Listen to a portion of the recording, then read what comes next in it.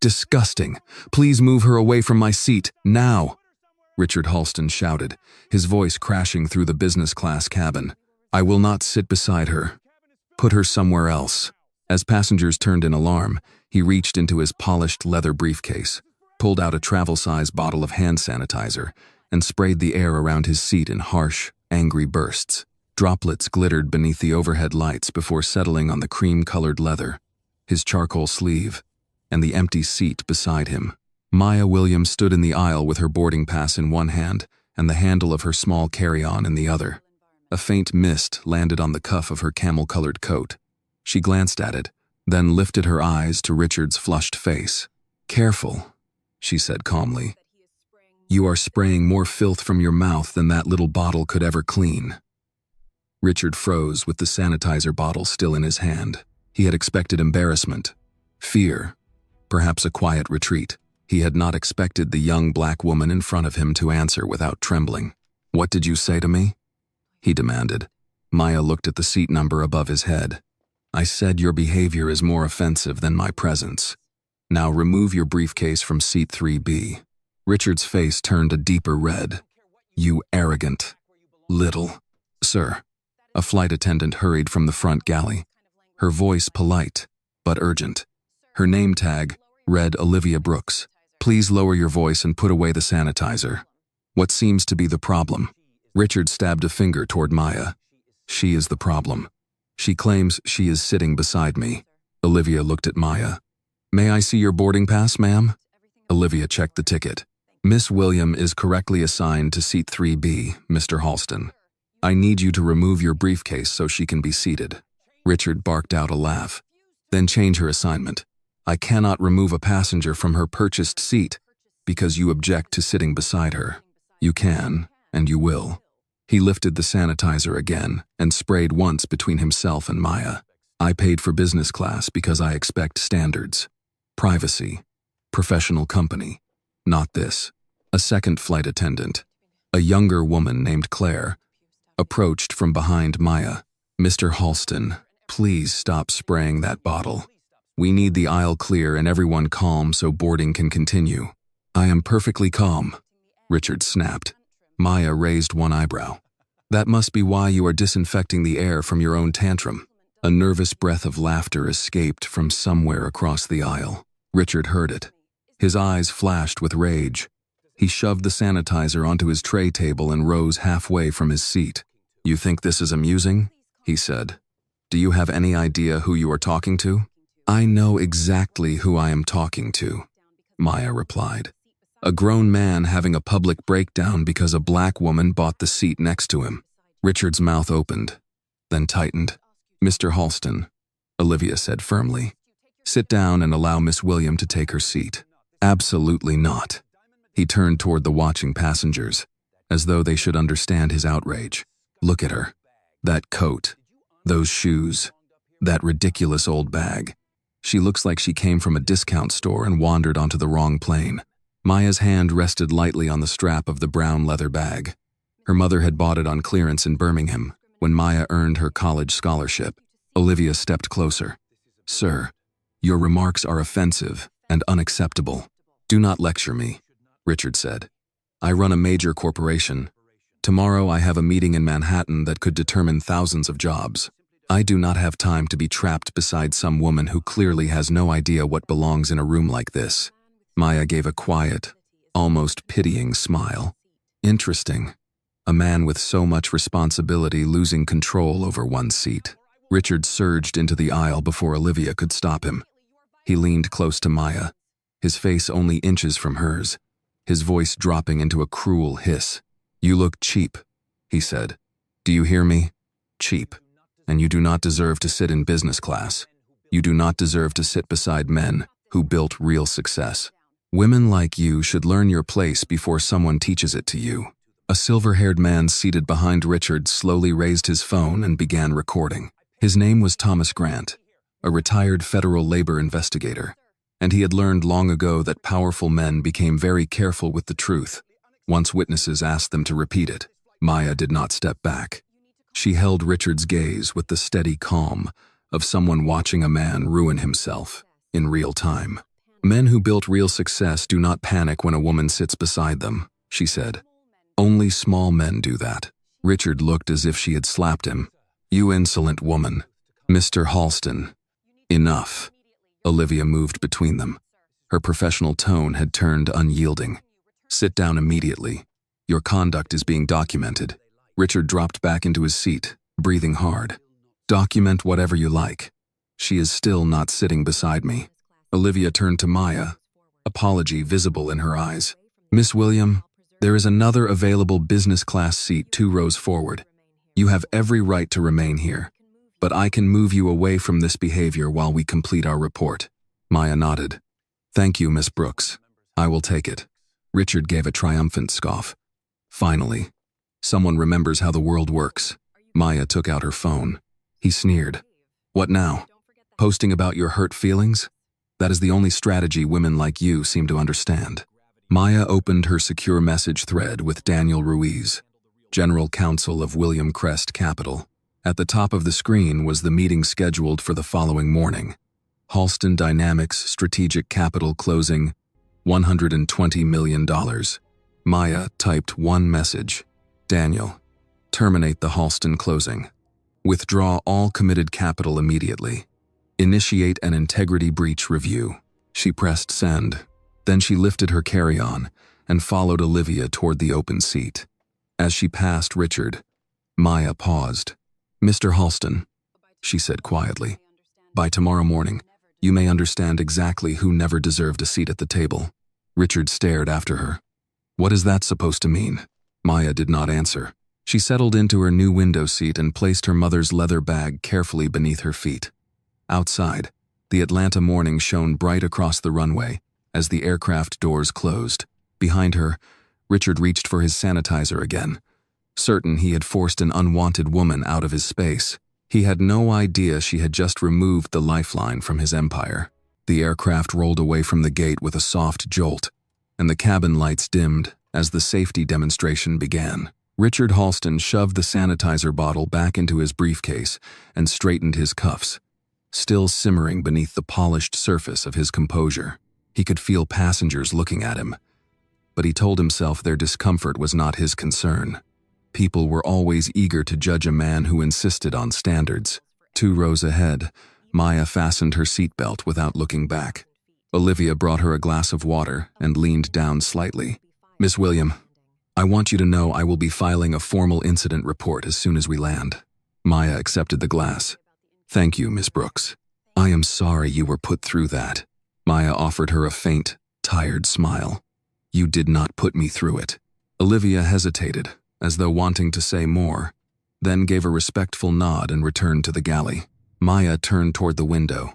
Atlanta spread below in ribbons of highway and neighborhoods touched by morning sunlight. Somewhere beneath those clouds were people beginning ordinary workdays, nurses clocking out after night shifts, school custodians unlocking doors, bus drivers pouring coffee into travel mugs before starting their routes. Her mother had been one of those people for most of Maya's childhood. Lillian William had worked as a nurse in Birmingham until arthritis curled her fingers and made 12-hour shifts impossible. She had never owned a tailored suit or sat in a boardroom, but Maya had never met a sharper judge of character. Lillian used to say that money did not make people cruel. It only made it easier for cruel people to stop pretending. Maya had remembered those words while watching Richard spray sanitizer into the air. Her phone rested face down on the tray table. She did not need to check whether Daniel had received the message. Daniel Ruiz never ignored an instruction involving $120 million. 6 months earlier, Richard Halston had begun pursuing William Crest Capital with the careful charm of a man who believed every door opened if he knocked wearing an expensive enough suit. Halston Dynamics had once been one of the brightest names in healthcare technology. Its software connected hospital records, staffing systems, billing data, and patient outcomes. Richard liked to say his company did not merely sell technology, it saved lives. But behind the speeches and glossy investor presentations were missed projections, lost hospital contracts, and debt that would mature before the company had enough cash to meet it. Without Maya's investment, Halston Dynamics would not simply slow down. Its lenders could demand restructuring. Its stock would collapse. Its board might be forced to sell pieces of the business to survive. Richard had spent months asking Maya to trust him. He had undone those months before the plane left the runway.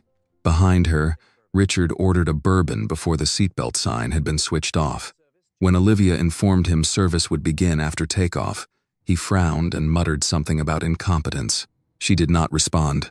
As soon as the plane reached cruising altitude, his phone connected to the onboard Wi-Fi. He opened his email, expecting the usual morning updates, and found 3 urgent messages from his chief financial officer, Martin Keller. "Call me immediately. Richard, this cannot wait. The William Crest closing has been terminated." His expression stiffened. For a moment, he only stared at the screen, certain he had misread it. Then he pressed Martin's number. Martin answered on the first ring. "Where are you?" "On the flight to New York." "What is this nonsense about the closing?" "It is not nonsense. Daniel Ruiz sent formal notice 20 minutes ago. William Crest has withdrawn its entire commitment and initiated an integrity breach review." Richard lowered his voice. "On what grounds?" "I was hoping you could tell me. Did something happen?" Richard looked briefly toward the front of the cabin, where Maya sat, with her head bent over a tablet. An unpleasant thought moved through him, but he dismissed it almost instantly. "I had an issue with a passenger during boarding," he said. "Some woman caused a scene over seating." Martin was silent. Richard frowned. "Martin? What woman?" Richard's irritation rose again. "I did not ask her for a resume. Young, black, dressed like she had no business in this cabin. She somehow knew my name." The silence on the other end became heavier. "Richard," Martin said slowly. "What did she look like?" "I just told you. Did she have natural hair pulled back? Camel-colored coat? Brown leather bag?" Richard's hand tightened around the phone. "How would you know that?" "Because that is Maya William." The cabin seemed to tilt beneath him. "No," Richard said. "Maya William is supposed to be meeting us tomorrow morning. She was flying in from Atlanta for that meeting. She founded William Crest Capital in Atlanta." "Richard, tell me you did not say anything to her." Richard's mouth had gone dry. He looked toward Maya again. She appeared completely undisturbed, scrolling through a document, one hand loosely holding her water glass. "She never introduced herself." Martin let out a sound that was half breath, half despair. Why would she need to introduce herself before sitting in a seat she paid for? Richard barely heard him. "Can we restore the agreement?" "Not if she invoked an integrity breach. The co-investors are already freezing their portions until they hear from her. The bank will find out next. If this reaches the board before we contain it, we have a serious problem." "Then contain it," Richard snapped, more loudly than he intended. A passenger across the aisle looked up. Martin's voice turned cold. "This is not a misplaced document, Richard. You apparently insulted the person whose signature was keeping us financed." Richard ended the call without saying goodbye. The bourbon Olivia had eventually delivered sat untouched on his tray. His reflection in the dark screen of his phone looked pale and strangely older. He rose from his seat, adjusted his jacket, and walked toward Maya with the stiff confidence of a man trying to force the world back into its proper order. Maya noticed him when his shadow fell across her tablet. She finished reading the sentence before looking up. "Miss William," Richard began, offering a strained smile. "I believe we should speak." "Do you?" "I have just learned who you are." Maya set her tablet on her lap. "That appears to be the only thing that has changed." He cleared his throat. "The situation earlier was unfortunate. Travel is stressful. I have a great deal on my mind, as I am sure you understand." "No," Maya said. "I do not understand." Richard glanced around, aware that the older man behind his seat was watching. "I may have expressed myself poorly. You sprayed sanitizer around me. I overreacted. You called me cheap." His smile vanished for a heartbeat before returning in a thinner form. "Miss William, surely a business decision of this magnitude should not be determined by a personal misunderstanding." Maya's expression remained unreadable. "You are right," she said. "A decision of this magnitude should be determined by character, judgment, and risk. This morning, you gave me information my due diligence team never could." Richard leaned closer. You cannot seriously intend to destroy a company over a few words. Maya looked directly into his eyes. A man does not wake up at 50 and suddenly discover contempt for black women, she said quietly. He only forgets, for one moment, to hide it. Richard stood motionless, the color draining from his face all over again. Maya picked up her tablet. Please return to your seat, Mr. Halston. I have work to do. If Maya's dignity and strength touched your heart, please give this video a like and tell us in the comments where you're watching, from your city and state, or your country. You never know. Someone nearby may be watching this story right along with you. As he walked away, he felt the gazes of the cabin following him. For the first time that morning, Richard Halston understood that the empty seat beside him was not a victory. It was the first visible sign of everything he was about to lose. By the time the aircraft began its descent into New York, Richard Halston had stopped pretending to work. His laptop remained open on the tray table, but the spreadsheet on the screen had not changed in nearly an hour. Every few minutes, he refreshed his email, as though the cancellation notice from William Crest Capital might vanish if he looked at it often enough. It did not. The subject line remained there, formal and merciless: termination of strategic capital closing and notice of integrity review. 2 rows ahead, Maya William closed her tablet and returned it to her bag. She had spent the final hour of the flight reviewing obligations, risk clauses, and the names of investors who would now receive calls from Daniel Ruiz. Not once had she turned around to look at Richard. That unsettled him more than anger would have. The plane touched down at John F. Kennedy International Airport beneath a gray afternoon sky. As passengers reached for phones and overhead luggage, the cabin filled with the familiar sounds of arrival. Buckles snapping open, wheels clicking against the floor, tired voices telling family members they had landed safely. Maya remained seated until the aisle began to clear. Olivia approached quietly, holding Maya's camel coat over one arm. "Miss William," she said, handing it back to her. "I wanted to apologize again before you leave." Maya slipped one arm into the coat. "You have nothing to apologize for. I should have done more sooner. You did more than most people in that cabin were willing to do." Olivia glanced toward Richard, who was standing several rows behind them, speaking sharply into his phone with his back turned. His voice carried in fragments. "No, Martin. Do not use the word crisis. Call the bank before they call us." I said, "Handle it." Olivia lowered her voice. "Men like him are used to everybody handling things for them." Maya followed her gaze. "Until somebody refuses." For the first time, Olivia smiled, though sadness remained in her eyes. "I hope you mean that." Maya was about to ask what she meant, but a passenger stepped between them to retrieve a bag, and the moment passed. At the gate, Daniel Ruiz waited near the entrance to the airline lounge, in a dark blue overcoat, his gray-streaked hair slightly disordered from running one hand through it too many times. He held a leather portfolio under one arm and 2 cups of coffee in a cardboard carrier. When Maya approached, he handed her one without a greeting. "Still black? No sugar?" She accepted it. "You remembered." "I remember things that prevent you from making difficult decisions on an empty stomach." Maya gave a small smile, but it disappeared quickly. Daniel studied her face. "How bad was it?" "He sprayed sanitizer around the seat when he saw me." Daniel's expression hardened. "He said I looked cheap," Maya continued. "Said I did not deserve business class. Said women like me did not belong in rooms men built." Daniel took a slow breath through his nose. For more than 7 years, he had represented Maya in negotiations where older men underestimated her until she dismantled their assumptions line by line. He had seen condescension, interruption, patronizing smiles, and backhanded compliments. But this was something else. Was anyone recording? At least one passenger, I think. Olivia Brooks, the senior flight attendant, witnessed all of it. Good. Daniel immediately corrected himself. Not good. Useful. They began walking toward a quieter corner of the lounge.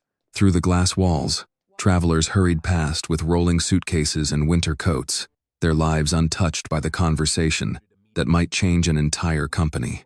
Daniel opened his portfolio once they were seated. "I executed your instruction immediately.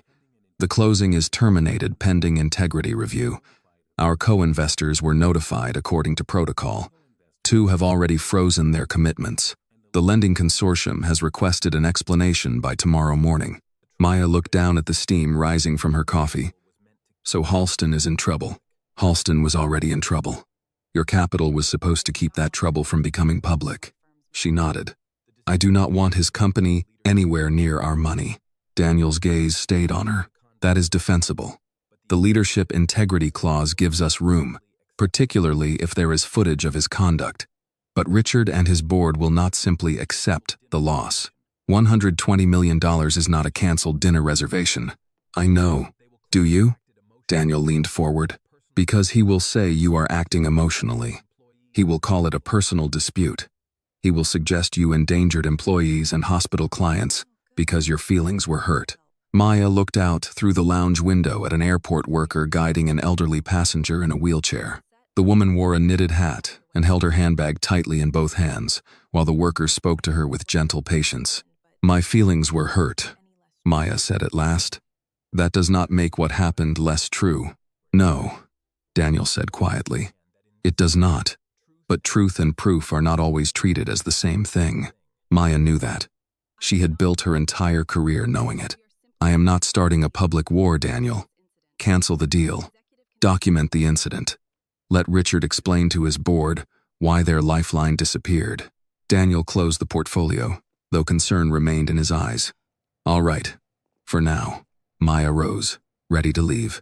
A black sedan was waiting to take her into Manhattan, and all she wanted was a quiet hotel room, a shower, and an evening without Richard Halston's voice in it.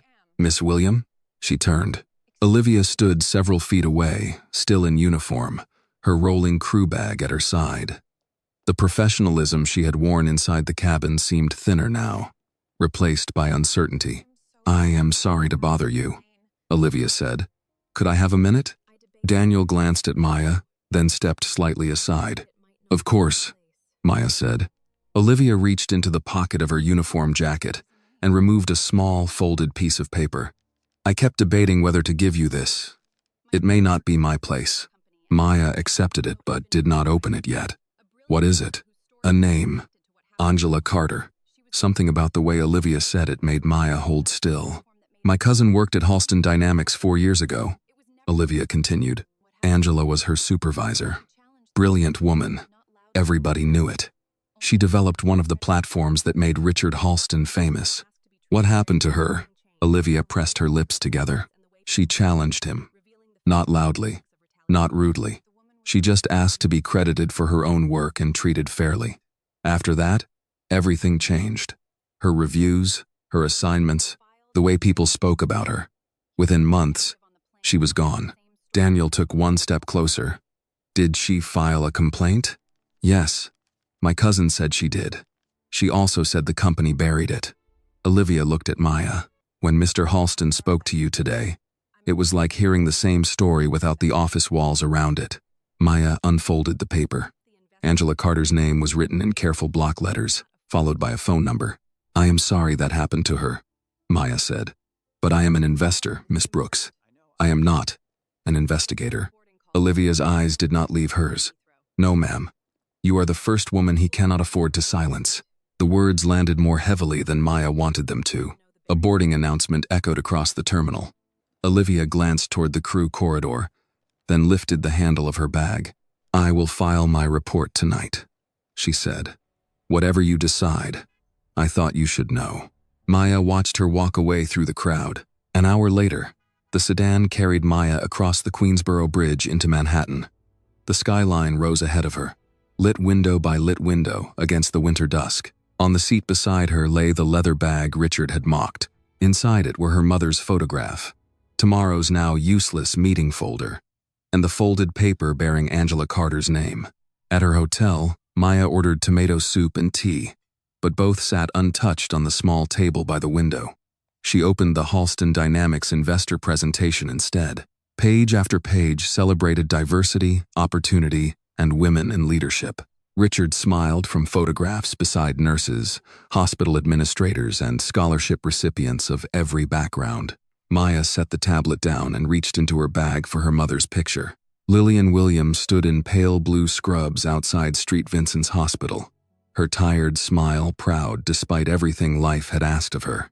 Maya remembered her mother coming home late at night, taking off shoes that hurt her feet, and saying that the cruelest people were rarely the ones who announced themselves. They were the ones protected by polite rooms and closed doors.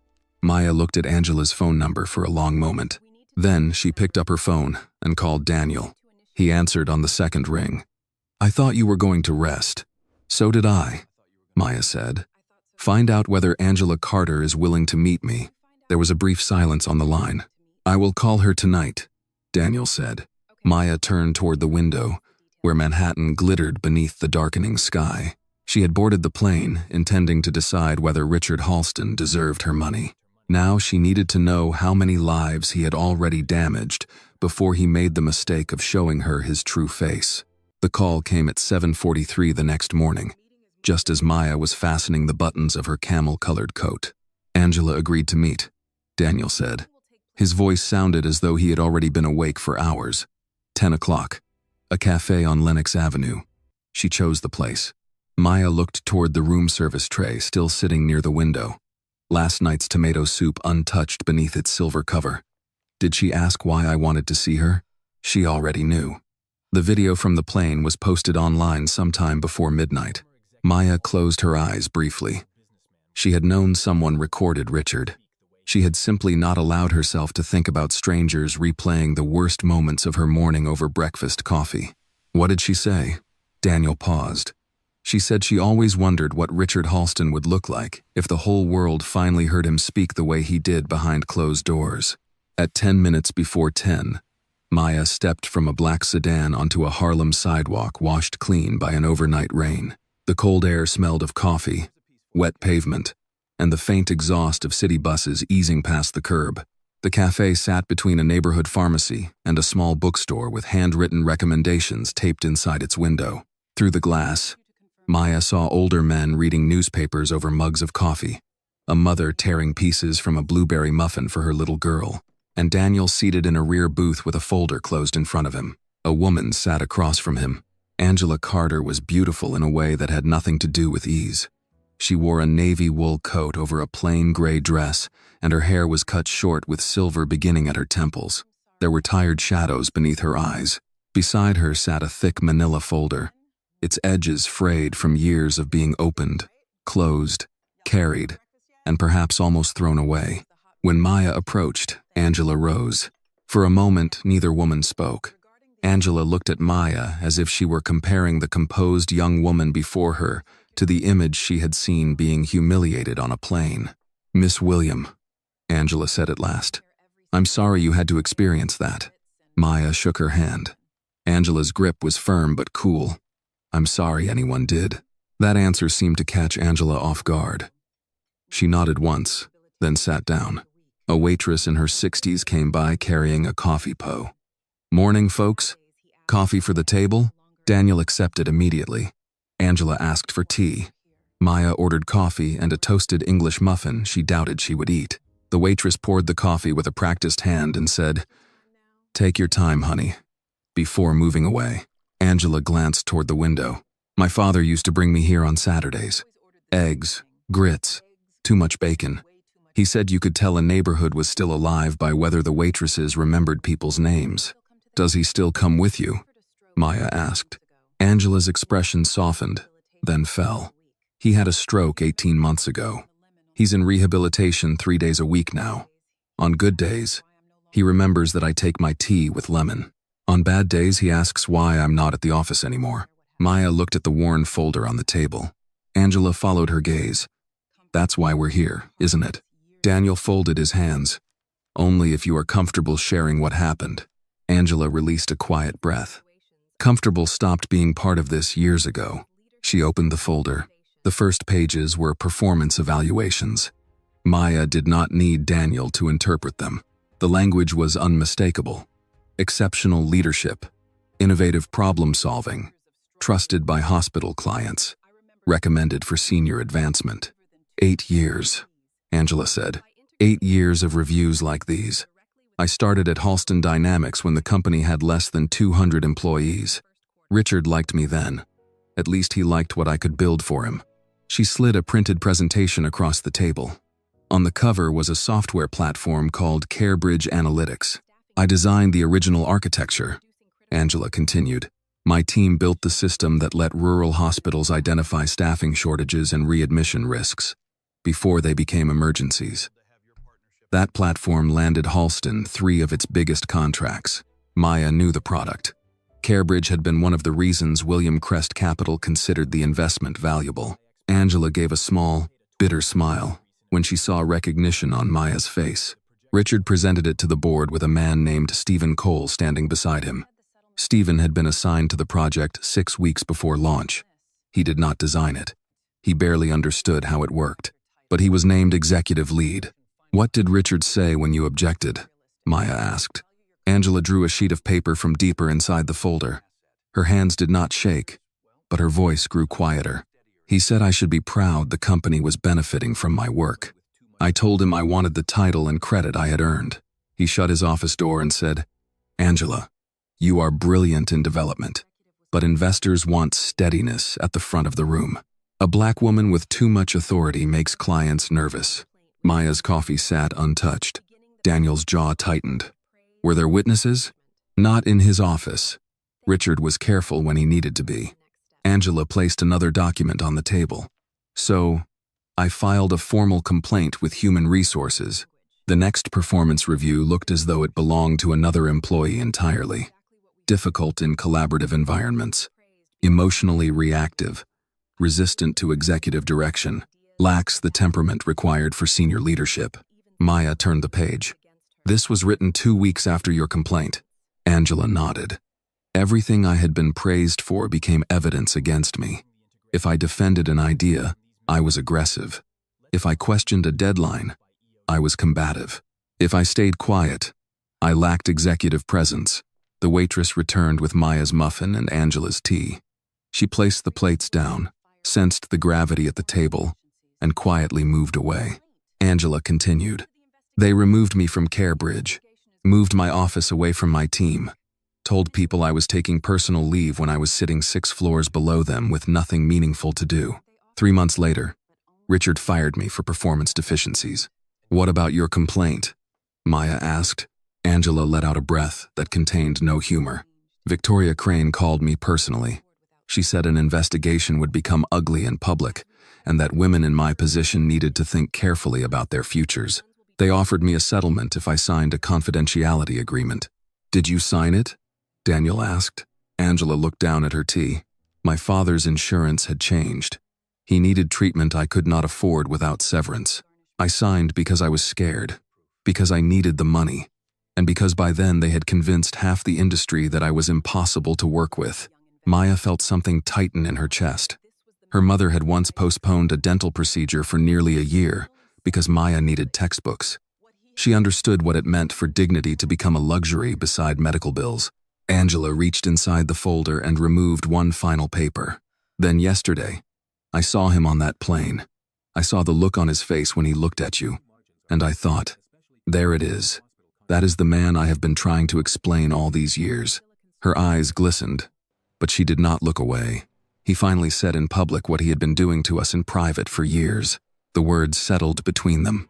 Maya touched the strap of her mother's leather bag, where it rested beside her chair. For 6 months, her analysts had discussed Halston dynamics in terms of margins, hospital contracts, growth potential, debt exposure.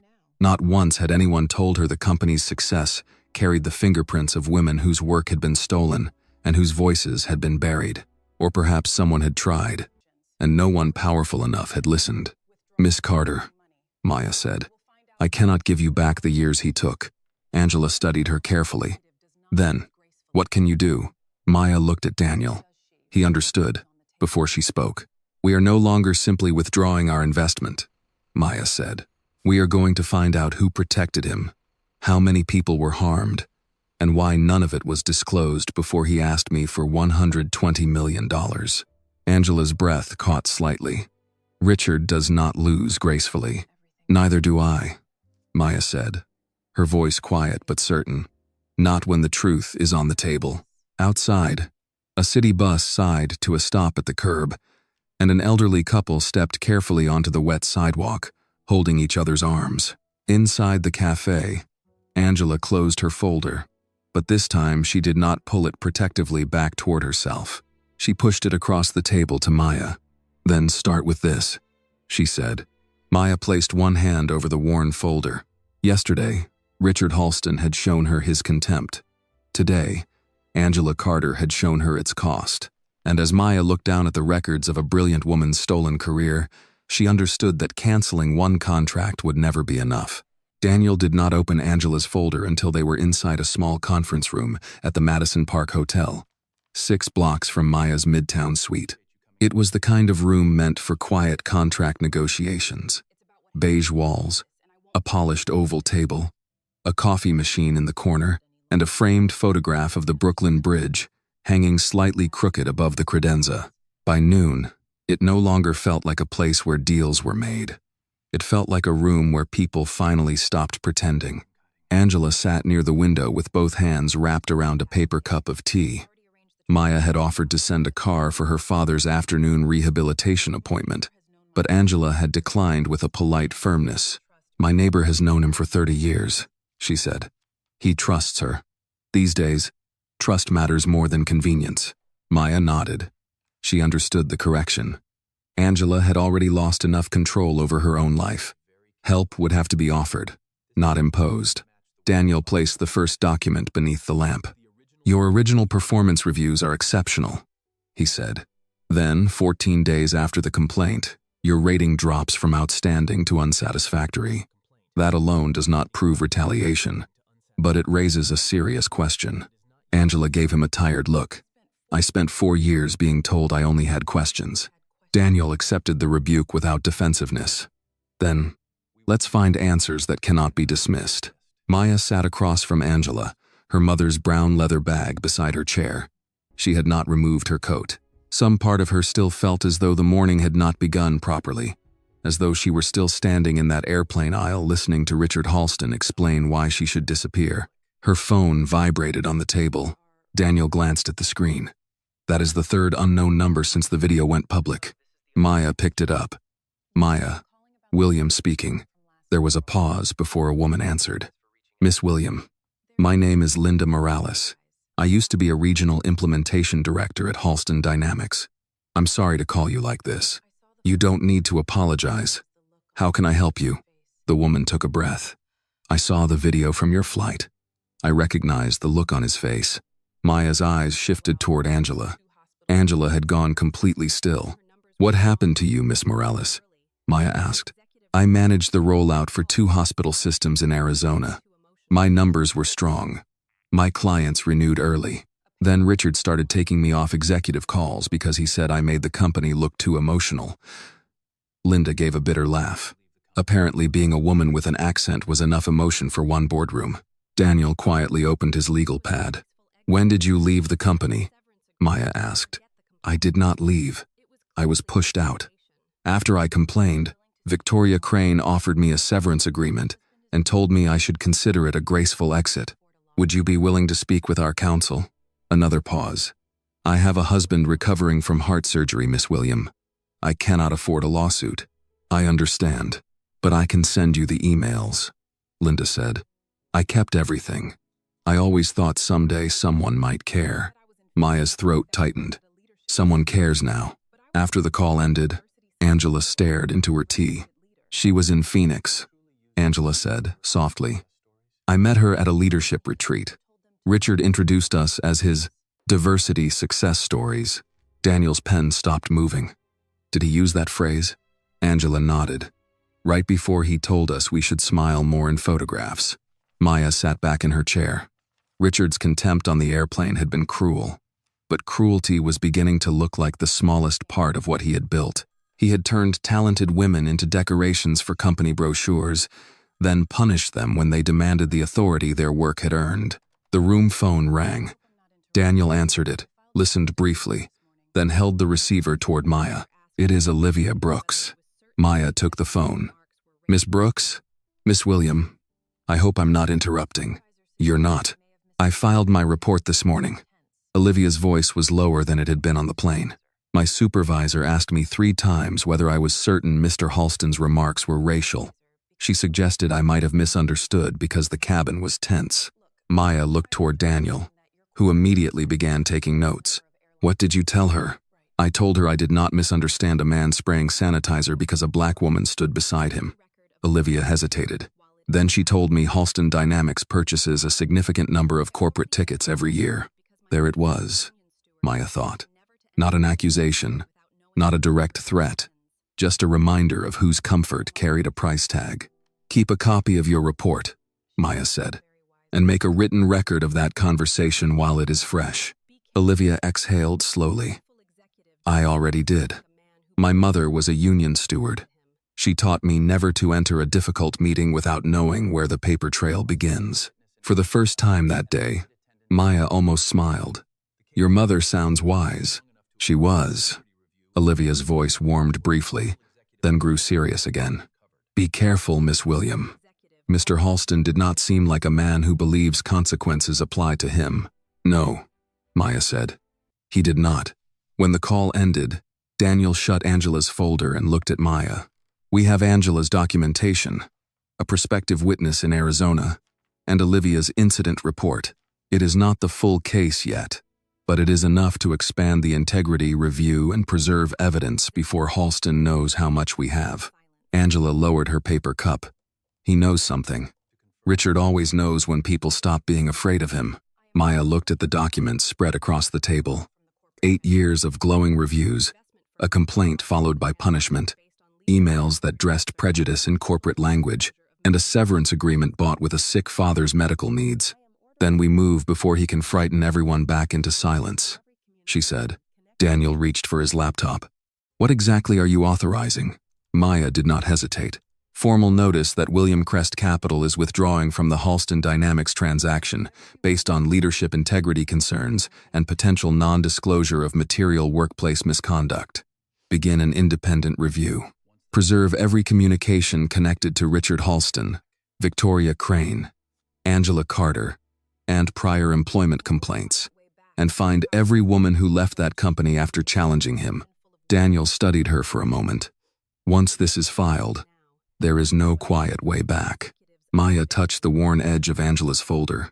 There was no quiet way back when he chose to humiliate me in a cabin full of witnesses, she said.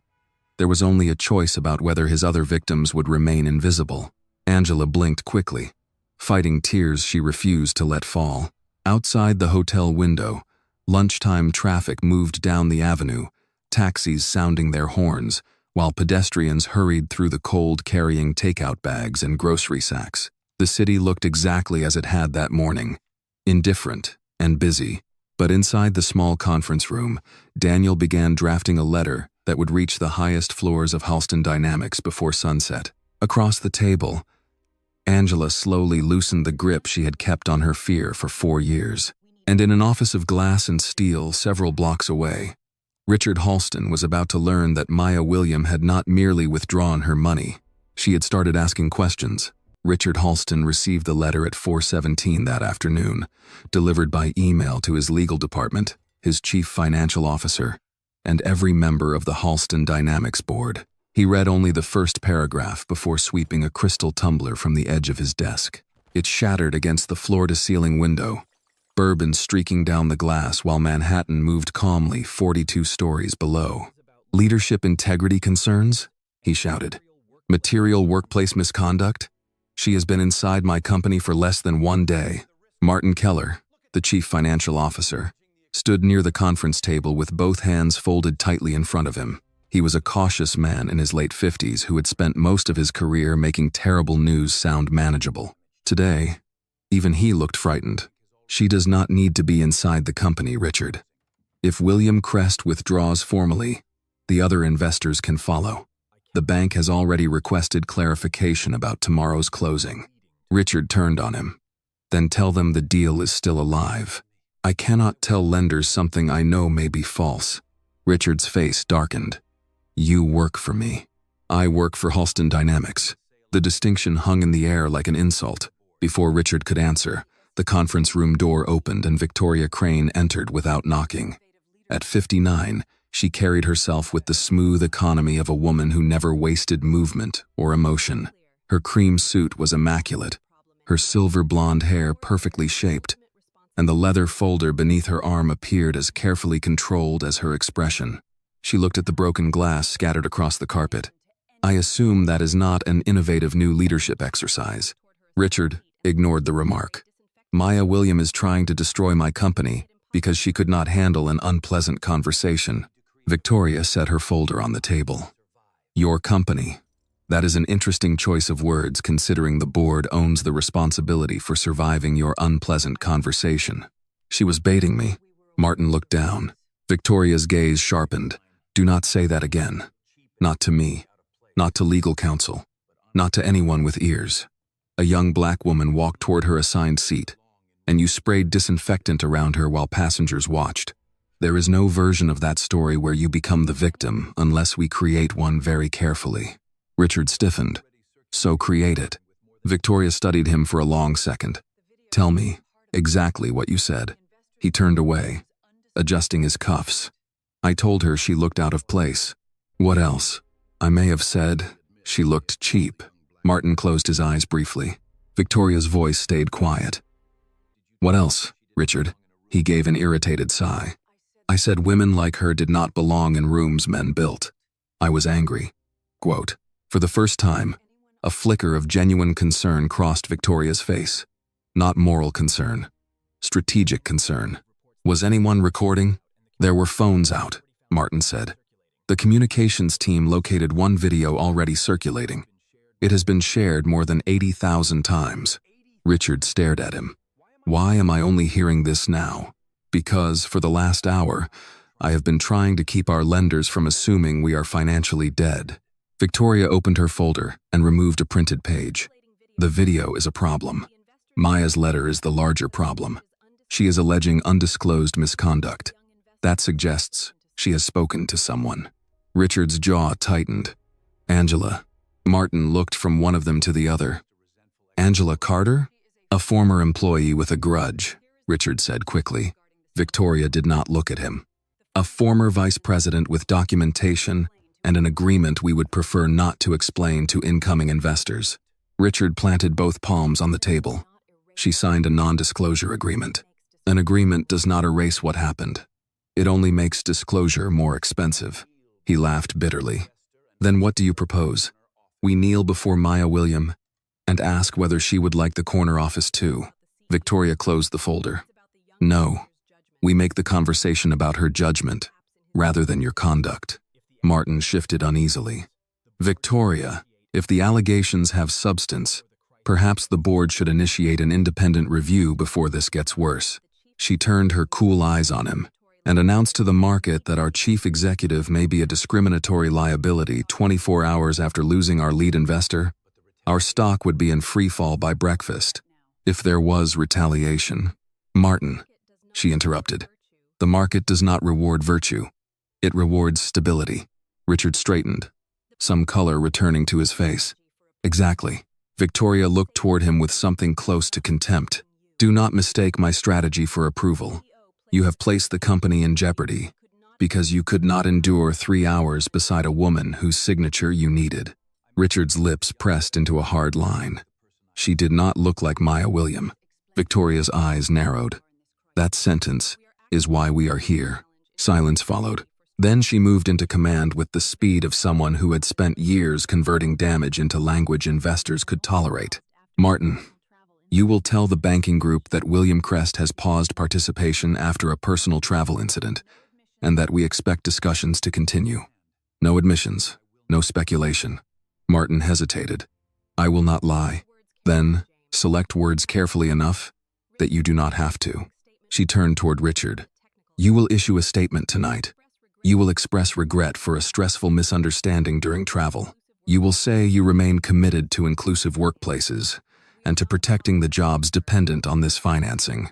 Richard frowned. Regret? I am not apologizing to her. You are not apologizing to Maya. You are reassuring people with money. He accepted that more easily. Victoria opened her phone and called the head of corporate communications. Susan, we need immediate positioning. A deal has been disrupted following a private disagreement involving Richard and a young investor. Emphasize the consequences to hospital clients, innovation programs, and employees. Use the phrase, emotional overreaction only through third-party commentary, never from us directly. Richard gave a thin smile. That will land. Martin stared at him. You are going to suggest she withdrew funding because she is emotional? Richard turned toward the window, where the last streak of bourbon was sliding down the glass. She pulled $120 million because her feelings were hurt. What would you call it? Several blocks away, Maya sat beside Daniel in the hotel conference room while her phone began lighting up with alerts. The first headline appeared from a business news site. Young investor freezes healthcare funding after first-class confrontation. The second arrived less than a minute later. Thousands of jobs at risk as Maya William walks away from Halston deal. Angela, who had stayed to sign permission for Daniel to review her documents, read the headlines over Maya's shoulder. Her face lost color. They are doing it already, she whispered. They are making you the problem. Daniel reached for his phone. Do not answer publicly yet. Let me see what they are putting out. Maya said nothing. She watched a video clip begin playing silently on her screen. Richard stood before a company backdrop. His tie loosened just enough to suggest strain without defeat. When she turned on the sound, his practiced voice filled the small room. I regret that a misunderstanding during travel has distracted from the important work Halston Dynamics does every day for hospitals and patients, he said. I remain hopeful that cooler judgment will prevail and that personal emotions will not endanger thousands of hardworking families. Angela let out a broken laugh. There it is. He did the same thing to me. He hurts you, and then he calls your response proof that you are unstable. Maya watched Richard's expression on the screen, the calm concern he had assembled after showing her the truth of himself at 30,000 feet. Daniel muted the video. They are waiting for you to cry or explode.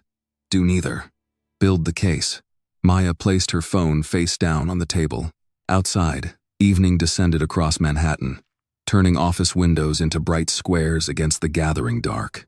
Somewhere high above them, Richard Halston believed he had taken control of the story. Maya looked at Angela's worn folder, then at Daniel. Find every woman he thought nobody would believe, she said. And this time, we listen before he gets to rewrite them. At 6:30 the next morning, Olivia Brooks stood in the narrow kitchen of her Queens apartment, reading the incident report for the fourth time while a coffee maker sputtered on the counter behind her.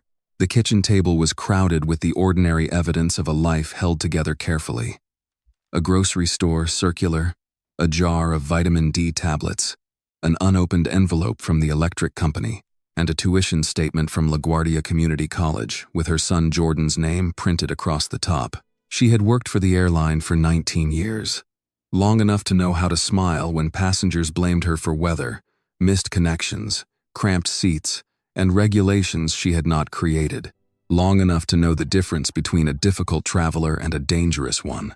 Richard Halston had not been merely difficult. Olivia looked again at the sentence she had typed in the report. Passenger used racially and gender-based hostile language toward Miss Maya William, then sprayed sanitizer in and around her assigned seating area after demanding she be moved. There was no exaggeration in it. She had even resisted writing what she had truly felt as she watched Maya stand there with that old brown bag on her shoulder and a man's contempt falling over her like something dirty. Her phone vibrated against the table. Jordan. Mom, financial aid office says I still need the payment plan form signed. Don't forget, please. Love you. Olivia smiled despite herself and typed back. I won't forget. Study for your biology quiz.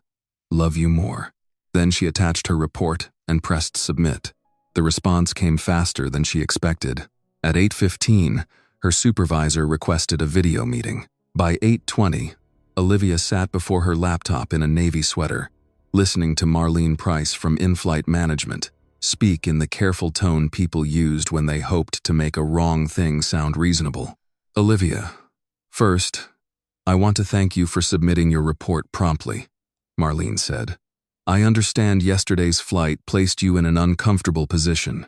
It placed Miss William in an uncomfortable position, Olivia answered. Marlene's smile held for half a second too long. Certainly. Of course. What we need to discuss is the language in your account. What about it? You use the phrases racially hostile and gender-based hostile language. Those are serious classifications. They describe what happened. Marlene folded her hands beneath her chin.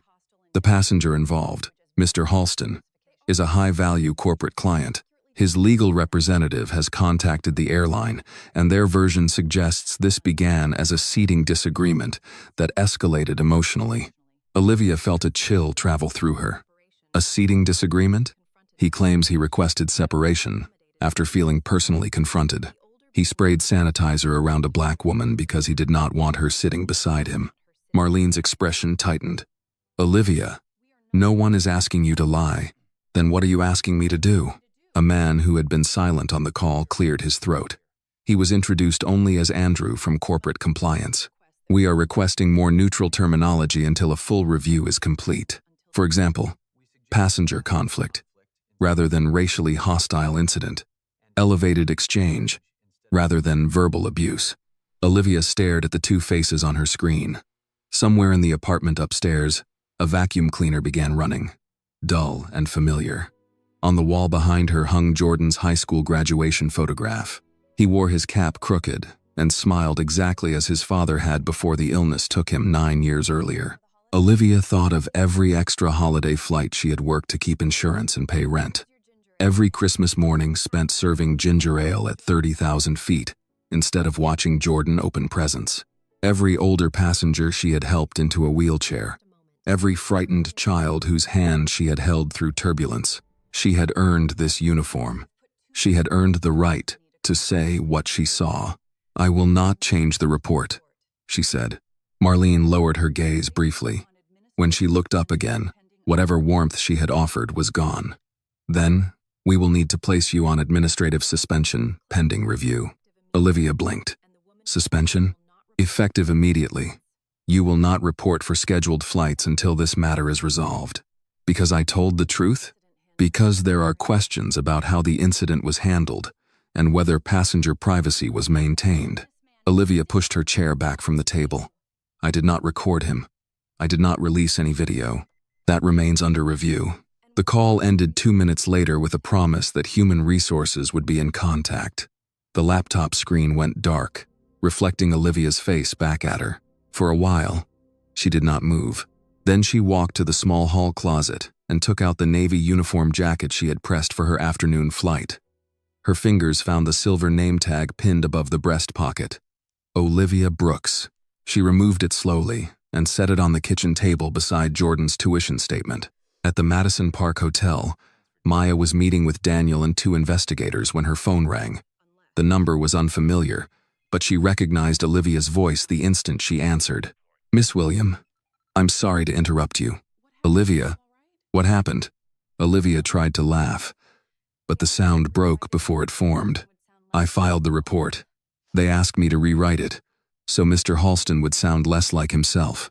Maya stood from the conference table. Daniel looked up immediately. And when you refused, they suspended me. Maya's hand tightened around the phone. For doing your job. They said it was pending review. Olivia's voice grew quieter. I have never been suspended in 19 years. I have never had so much as a written warning. Daniel will arrange representation for you today, Maya said. We will cover whatever legal support you need. There was a silence on the line. That is very kind, Olivia said. But please understand something.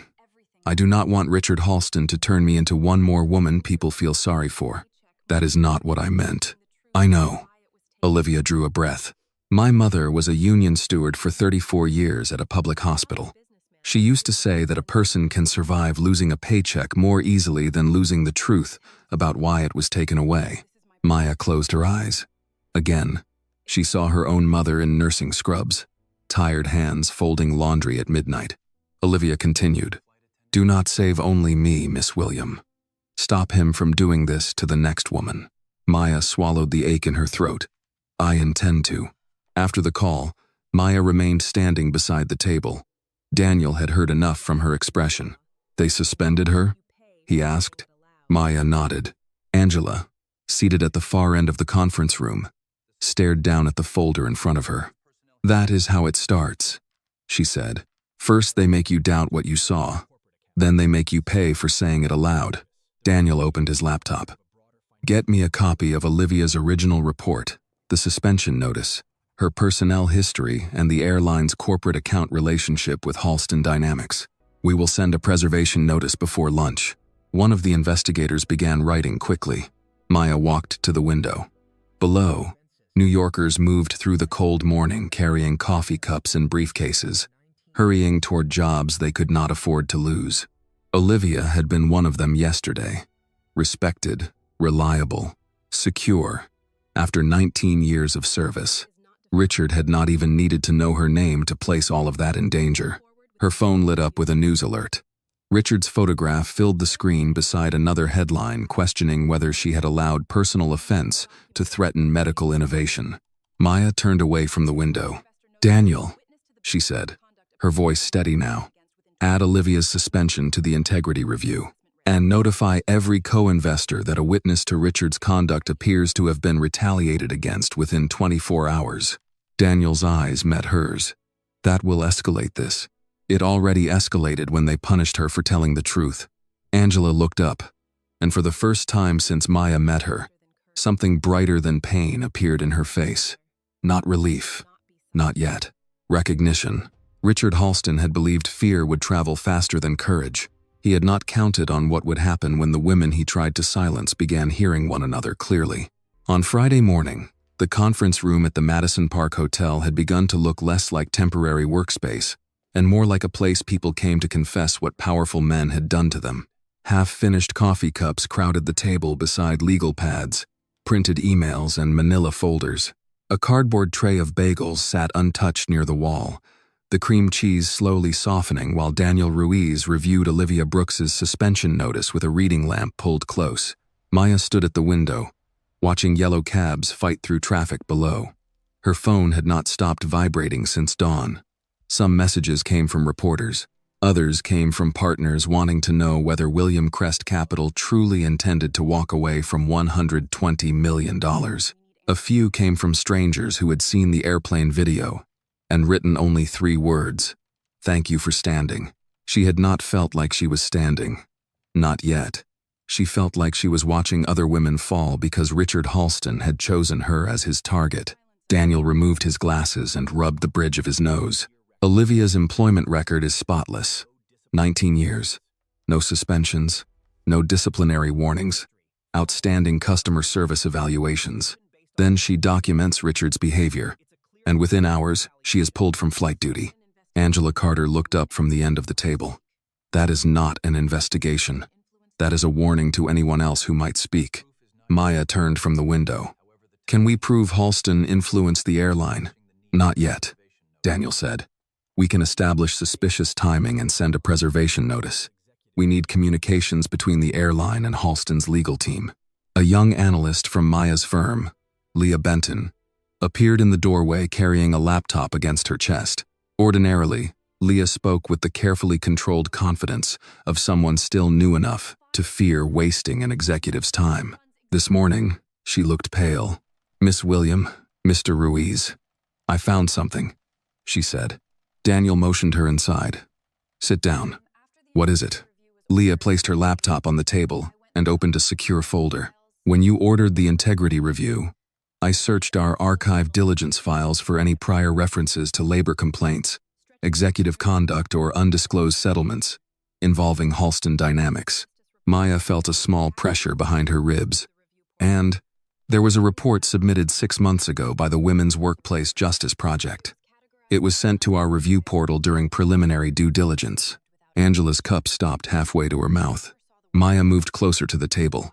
"I never saw that report." "No, ma'am." Leah swallowed. "It was categorized as unverified reputational correspondence and archived without escalation." Daniel's voice sharpened. "By whom?" Leah looked miserable. "By me." The room went quiet.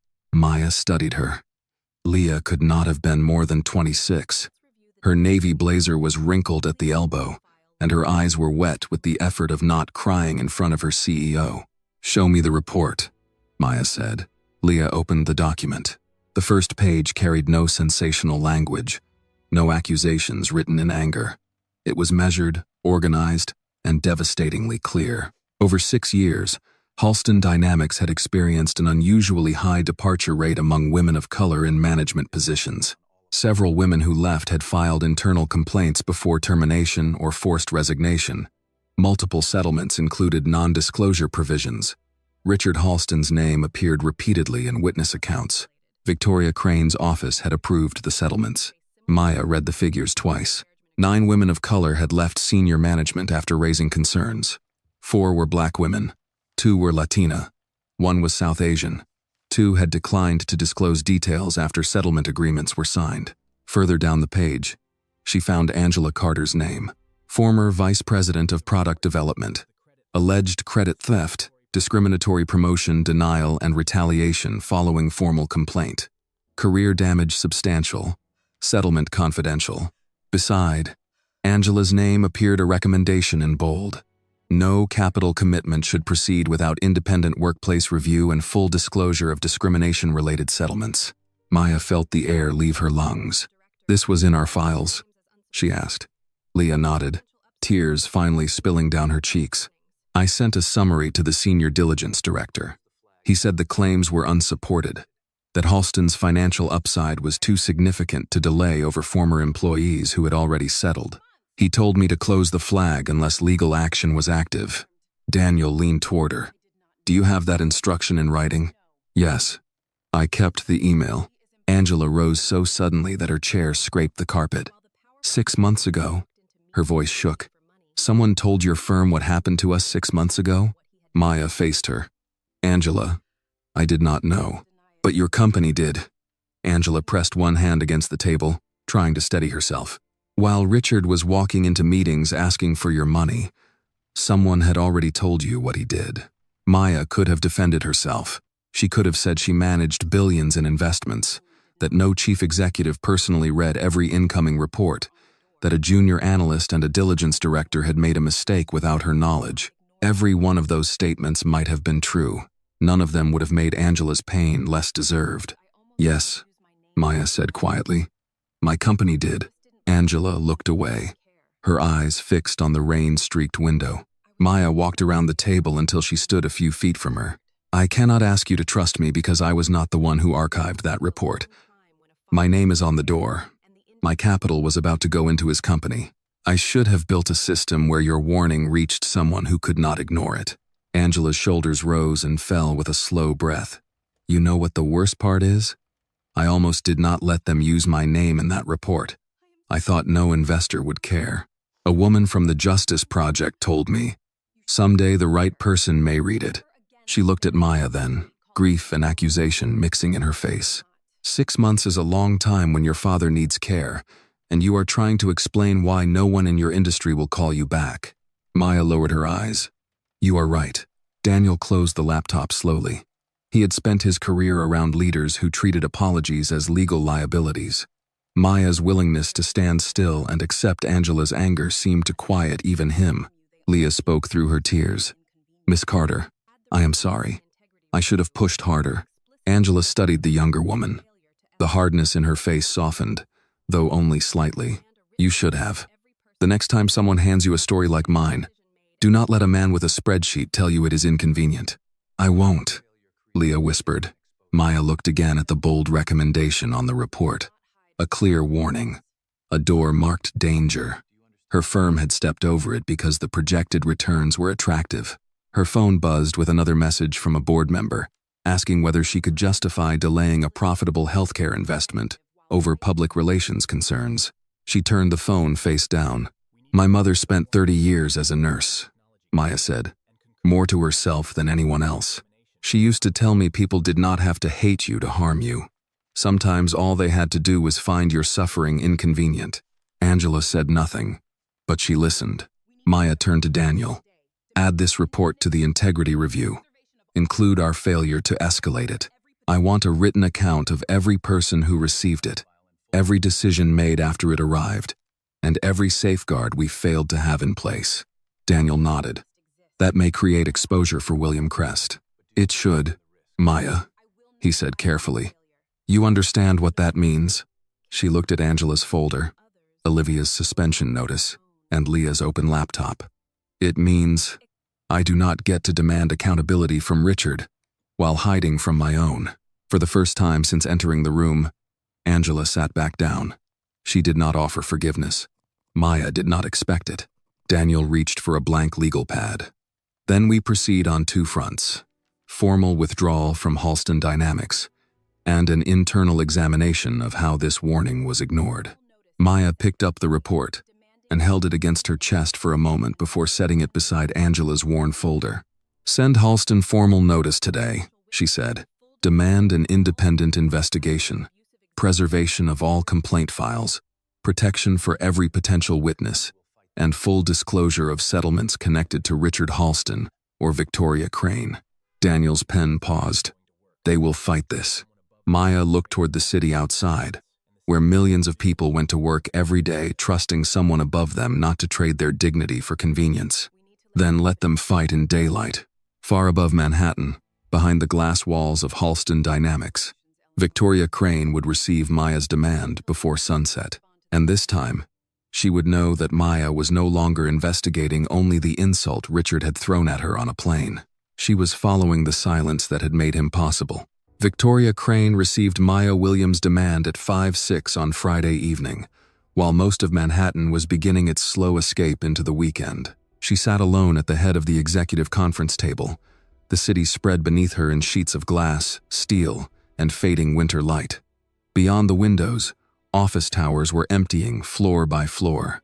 Inside Halston Dynamics, the air still carried the tight, artificial calm of a company whose survival depended on keeping panic behind closed doors.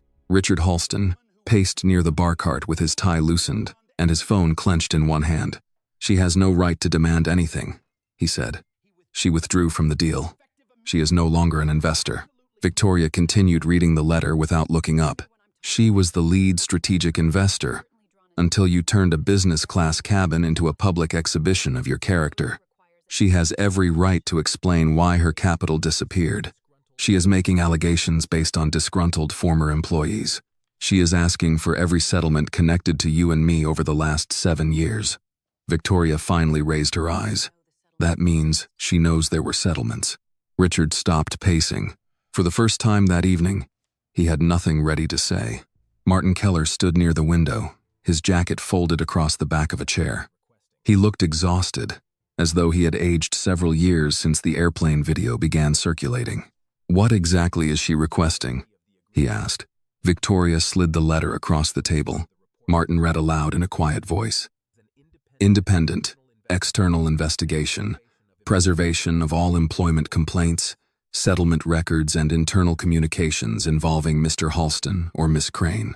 Protection against retaliation for any current or former employee cooperating with the review. Full disclosure before any renewed capital discussion. Richard laughed harshly. Renewed capital discussion? She thinks she can hold us hostage. Martin looked at him. She can. The bank called again. Without William Crest, they will not extend the credit facility unless we secure replacement funding within days. Then we secure replacement funding. From whom? Martin asked. Every serious investor in healthcare technology has seen the video by now. Richard turned toward Victoria. You said you would control this. I said I would contain it, Victoria replied. That becomes more difficult when the man I am protecting leaves witnesses everywhere he goes. The words landed harder than Richard expected. His expression sharpened. Watch yourself. Victoria stood slowly. She did not raise her voice. She never needed to. No. Richard, you watch yourself. You were valuable when your arrogance produced revenue. At the moment, it is producing subpoenas. Martin cleared his throat. Perhaps this is the moment to cooperate. If we open an investigation voluntarily, remove Richard temporarily and disclose the settlements, we may show investors the board is acting responsibly. Richard stared at him. Remove me? Temporarily, Martin said. Until the facts are reviewed. I am the reason this company exists. Victoria closed Maya's letter and placed it neatly in her folder. And, unless we act quickly, you may become the reason it does not. Richard's phone rang before he could answer. He looked at the caller identification, then turned away from the table. "I have to take this." When he stepped into the adjoining office, Victoria watched the door close behind him. Martin spoke quietly. "There were more complaints than I knew about, weren't there?" Victoria's expression revealed nothing. "There were matters resolved through counsel. That is not an answer. It is the only answer you require tonight." Martin stared at her for a long moment. "I am not sure I agree anymore." Victoria waited until he left before opening her phone and selecting Maya's number. At the Madison Park Hotel, Maya was seated beside Daniel when the call arrived. Angela had gone home to check on her father, and Leah was gathering archived communications from the due diligence team. The conference table was covered in documents, but Maya's attention narrowed the instant she saw the name on her screen. Victoria Crane. Daniel nodded once. "Take it. Speaker on." Maya accepted the call. "Miss Crane." "Maya. I had hoped we might speak as professionals before this situation becomes needlessly destructive." Maya leaned back in her chair. "I believe that opportunity existed before your CEO screamed at me on an airplane. Richard's behavior was regrettable. Regrettable is missing a dinner reservation. He publicly degraded me because I am a black woman. Then your company appears to have retaliated against a flight attendant who reported it." Victoria paused. "You are making serious assumptions. I am asking for records so I do not have to make assumptions." Daniel began writing on a yellow legal pad. Victoria's voice softened into the measured patience of an older executive addressing someone she considered inexperienced. "You are 30 years old, Maya. You have built something impressive, and I respect that. But you are about to make a very young mistake. Companies are not judged by whether every executive has behaved perfectly. They are judged by whether they remain stable enough to protect employees, clients, and investors. You buried complaints to protect stability. I resolved difficult employment matters without dragging every family dependent on this company into scandal." Maya looked at Angela's folder, resting near her hand. "You mean you paid women to disappear quietly?" "I mean, the market does not reward virtue, Maya. It rewards stability." Maya's voice remained calm. "Then perhaps it is time stability stopped meaning silence." The line was quiet for a moment. When Victoria spoke again, the warmth was gone.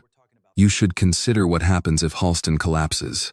Thousands of employees, hospital systems, depending on our software, pension funds holding our stock.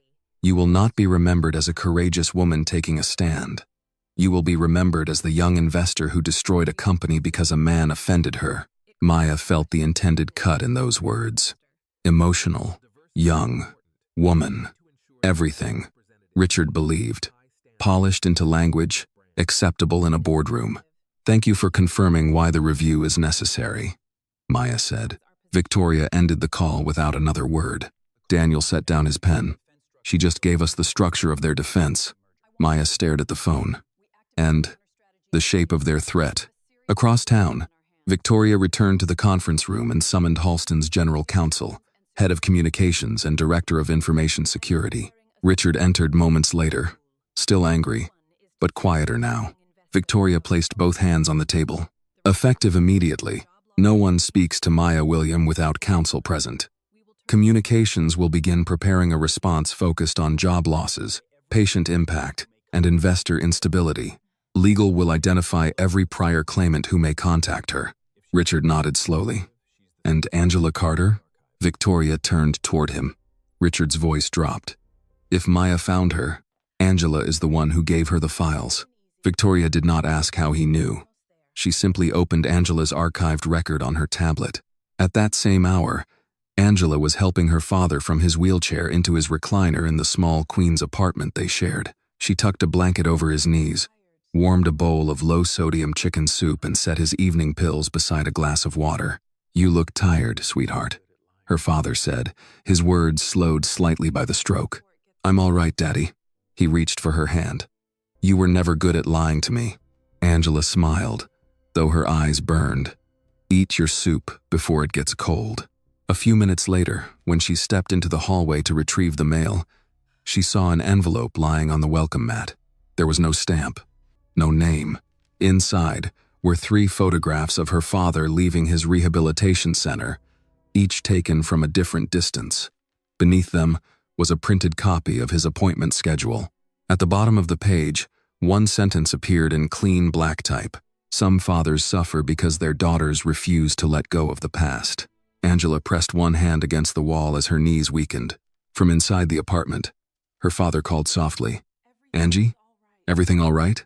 She folded the paper before he could see it. "Yes, Daddy," she answered, her voice breaking only after the words were out. "Everything is fine." But as she reached for her phone to call Maya, Angela knew Richard Halston had stopped trying to defend himself. He was coming for anyone brave enough to tell the truth. Angela waited until her father had finished half his soup before she stepped into the tiny bedroom she used as an office and closed the door behind her. The envelope lay on the desk as if it had always belonged there, beside a stack of rehabilitation invoices and a framed photograph of her father wearing his Sunday suit outside Abyssinian Baptist Church 20 years earlier. Her hands shook so badly that she nearly dropped the phone. Maya answered immediately. "Angela?" For several seconds, Angela could not speak. She could hear voices in Maya's background.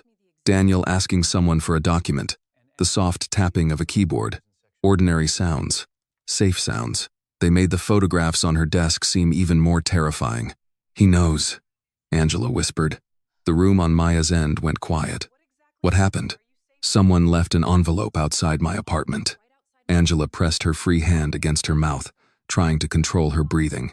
"There are pictures of my father leaving rehab. His appointment schedule.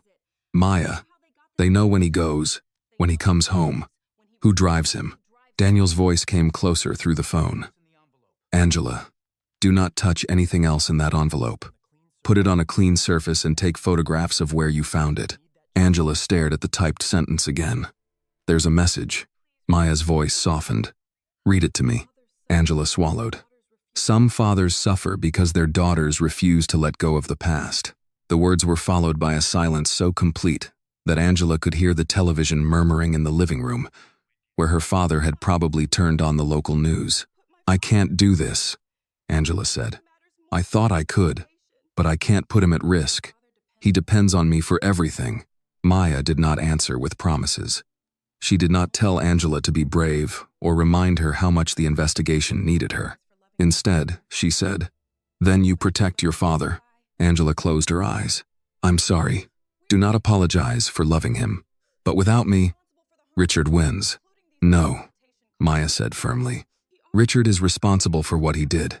You are not responsible for sacrificing the one person you have left just to prove it." Angela sank into the desk chair, pressing her fist against her lips as tears finally came. "He already took my career. I never believed he would come near my family. He should never have been able to take either," Maya said. "Daniel is contacting law enforcement and arranging protection advice for you tonight. Whatever you decide about speaking publicly, you will not be abandoned." Angela heard her father call from the other room. "Angie, honey, they're talking about that company on television." She wiped quickly at her face. "I have to go." "Maya," Angela said before ending the call. "Yes, I wanted to be stronger than this." Maya's answer came without hesitation. "You have been strong for 4 years. Fear does not erase that."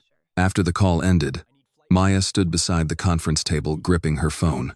Daniel had already begun issuing instructions to a private security consultant and a former federal prosecutor he trusted. "That threat changes everything," he said.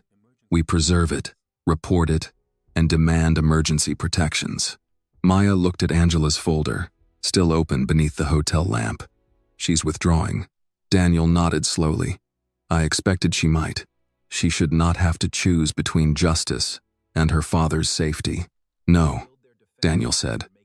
"But people like Richard build their entire defenses around making that choice unbearable." Before Maya could respond, Leah turned her laptop toward them. Her face was pale. "You need to see this." A headline filled the screen from one of the country's largest business publications. Halston Dynamics. Sues Maya William, claiming investor used airline dispute to sabotage critical healthcare financing. Beneath it was a photograph of Maya walking through JFK beside Daniel, her expression serious enough for strangers to call angry. Another headline appeared moments later. Was the Halston withdrawal planned before the viral flight video? Then another. Hospital technology expansion. At risk, as billionaire investor pulls funding. Daniel swore under his breath. They coordinated this. Leah clicked through the article. They are citing internal emails from our diligence process. It says William Crest had concerns about Halston months before the flight, and that you used the incident as leverage to pressure the company. Maya stared at the screen. We did have concerns months before the flight. We just failed to act on them. They've edited the story to make it look as if you planned to force a lower valuation, Daniel said. They are turning our own failure into your motive. Maya's phone began ringing. A board member, then another, then her communications director in Atlanta. Every vibration carried the same message. Richard and Victoria had decided truth was less important than getting their version in front of the public first. The television mounted on the conference room wall flickered to a financial news channel. Richard appeared behind a podium bearing the blue and silver logo of Halston Dynamics.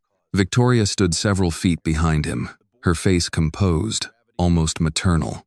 Richard looked tired in a way that had clearly been planned.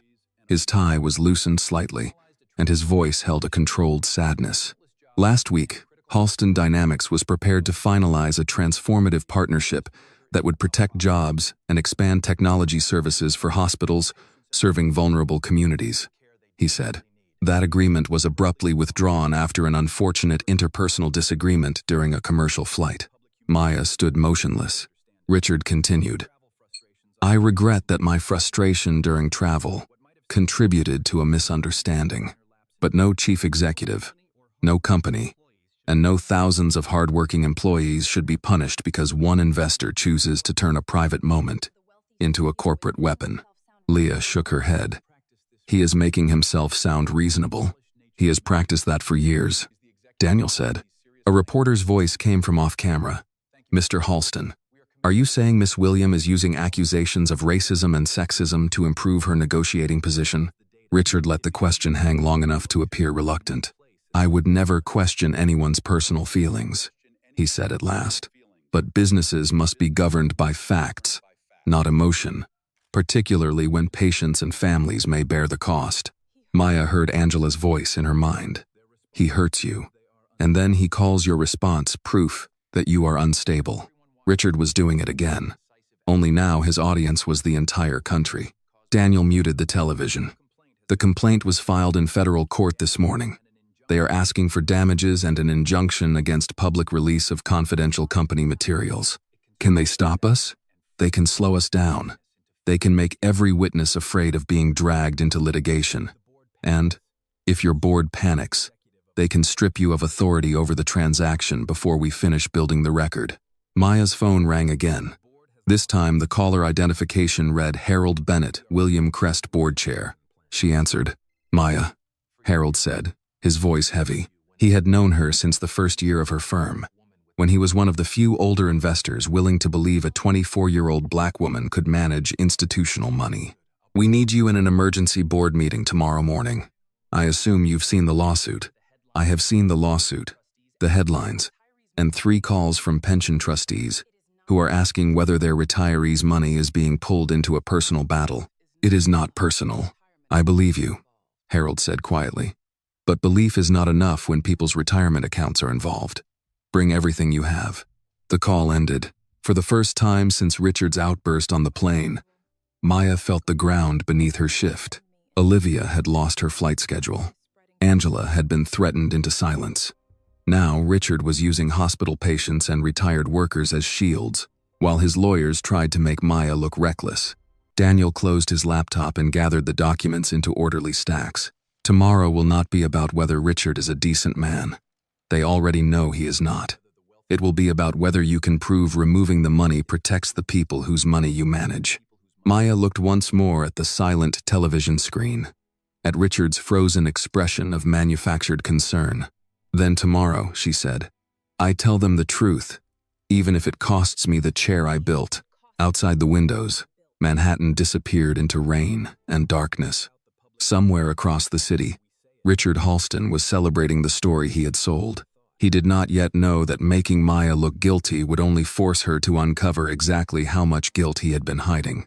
At 9 o'clock Monday morning, Maya William entered the boardroom of William Crest Capital, carrying one leather folder and her mother's brown bag. She had chosen not to wear the white suit she usually reserved for important negotiations. There would be no performance of invincibility today. She wore a deep navy dress beneath her camel coat, small pearl earrings her mother had given her at college graduation, and the same low black heels Richard Halston had mocked on the airplane. The boardroom occupied the top floor of the firm's Atlanta headquarters, though Maya attended by secure video from Daniel's Manhattan office. Behind the faces arranged across the screen were familiar walls, familiar paintings, familiar people who had once celebrated every difficult door she forced open. Now 12 board members sat in grave silence, folders placed before them like shields. Harold Bennett cleared his throat. At 68, he had the careful manners of a generation that still stood when a woman entered a dining room. He had invested in Maya when many others dismissed her as too young and too ambitious. The sorrow in his face hurt her more than anger would have. "Maya," he began, "I wish this meeting were happening under different circumstances." "So do I, Harold." Daniel sat beside her, a stack of exhibits organized by colored tabs. Leah had remained in the hotel conference room with the investigators, collecting every internal record connected to Halston Dynamics. Harold looked down at his papers. "The board recognizes the conduct shown in the flight video was offensive. Personally, I find it reprehensible." A woman named Ellen Park, chair of risk oversight, adjusted her glasses. "But our legal exposure does not begin and end with whether Richard Halston behaved badly." Maya folded her hands on the table. "No. It begins with whether his behavior revealed a material leadership risk, and whether his company concealed repeated misconduct during our diligence process." Ellen's mouth tightened. "That is the claim. We do not yet have a finding. We have Angela Carter's documentation. We have the Workplace Justice Project report. Our own diligence team failed to escalate. We have Olivia Brooks's incident report and her suspension within a day of filing it." "Circumstantial evidence," said Robert Gaines, a board member who represented 2 pension funds. His voice was not hostile, only anxious. "Compelling, perhaps, but Richard has filed suit, and 3 of our largest institutional clients called me this morning. They want to know whether their retirees' savings are exposed because our CEO had a personal confrontation." Daniel leaned forward. "It ceased being personal the moment Halston Dynamics failed to disclose prior allegations relevant to the integrity clause." Robert turned toward him on the screen. "And until that is proven, counsel, we are bleeding credibility." Maya listened without interruption. Behind Robert's worry were thousands of people she had promised to protect. Retired teachers, city workers, nurses whose hands had lifted patients long after their backs began to fail. These were not abstract investors. They were people like her mother. Harold removed his reading glasses. "Maya, did you withdraw the capital before you had information about Angela Carter or the archived report?" "Yes." "Why?" "Because Richard Halston publicly demonstrated contempt for black women and for women in positions he believes belong to men. He did it while I was on my way to decide whether he should be entrusted with $120 million. Robert sighed. "Then, the first action was based on what happened to you. It was based on what his conduct revealed about him." "Maya," Ellen said gently, "do you not see how difficult that distinction will be to defend before a judge?" For a moment, Maya saw Richard's face again, close to hers in the airplane aisle. "You look cheap. You do not deserve to sit in business class." She had not raised her voice. She had not struck back wildly. She had done what men in finance praised one another for doing every day: identified a risk and acted before it became a loss. Yet here she was, being asked whether refusing to fund open hatred was an emotional impulse. Daniel placed a hand lightly over his pen, warning her without words not to let anger speak before strategy. Maya drew a breath. "I see the challenge, but I also see the greater danger. If we restore funding while credible allegations of retaliation, suppressed complaints, and witness intimidation exist, then we are no longer merely investors. We become enablers." A silence followed. Harold looked pained. "The board is not proposing that the money be released today." "Then what are you proposing?" He glanced around the Atlanta table before answering. Pending review of the litigation and the underlying allegations, we believe you should recuse yourself from all decisions involving Halston Dynamics. Maya did not move. The words were courteous. That did not make them less devastating. Daniel spoke first. You would remove the one officer with direct knowledge of the triggering event while Halston is actively shaping the public narrative. We would establish an independent special committee, Ellen said. No one is accusing Maya of wrongdoing. This is about protecting the firm from the appearance of bias. Appearance of bias. Maya nearly laughed, but the sound would not come. Richard had humiliated her because he saw a black woman in a business class seat. He had intimidated Angela and destroyed Olivia's security. Now Maya's proximity to that harm was being treated as the liability. Harold's voice softened. I have believed in you from the beginning. This is not a judgment on your character. No, Maya said. It is a judgment on how expensive my character might become. Harold lowered his eyes. The vote took less than 5 minutes. 8 in favor, 3 opposed, 1 abstention. Effective immediately, Maya remained chief executive of William Crest Capital, but authority over the Halston transaction and related public communications would pass temporarily to a special committee. She could provide evidence. She could advise counsel. She could no longer decide whether Richard received the money he needed to survive. When the screen went dark, Maya remained seated. Daniel quietly closed his binder. They are frightened. So was Angela when she found pictures of her father outside her door. Yes, so was Olivia when she looked at her son's tuition bill after losing her schedule. Yes, Maya stood and crossed to the window of Daniel's borrowed office. New York was bright beneath a thin winter sun. Taxis moving steadily between blocks. Pedestrians crossing with coffee in gloved hands. Life went on with an indifference that sometimes felt almost cruel. Her phone buzzed. A message from Olivia appeared first. HR recommended termination this morning. My union representative says they are calling it a trust issue. I'm sorry. Before Maya could answer, another alert came from a business network, Halston, to announce replacement financing at National Healthcare Investment Summit Wednesday. CEO calls company stronger than personal attacks. Richard's photograph filled the screen. He wore a confident smile now. Daniel read the headline over her shoulder. He does not have the money yet. He has a stage and a promise. Sometimes that is all people need until the truth catches up. If it catches up in time. Maya turned toward him. Have you heard from Angela? Daniel hesitated. No, not since last night. That answer hollowed something inside her. By late evening, Maya was back in her hotel room. She had turned off the television after seeing Richard's face for the 3rd time. On the small dining table sat a bowl of chicken noodle soup she had ordered and never touched, alongside a cup of tea gone cold. Her mother used to make the same soup on rainy Alabama evenings, stretching one roasted chicken across 3 meals, while insisting that Maya take the largest portion because growing minds needed feeding. Maya opened her brown leather bag and removed the photograph of Lily and William in her pale blue nursing scrubs. Her mother's smile had always made exhaustion look like strength. I did everything right, Maya whispered. I stayed calm.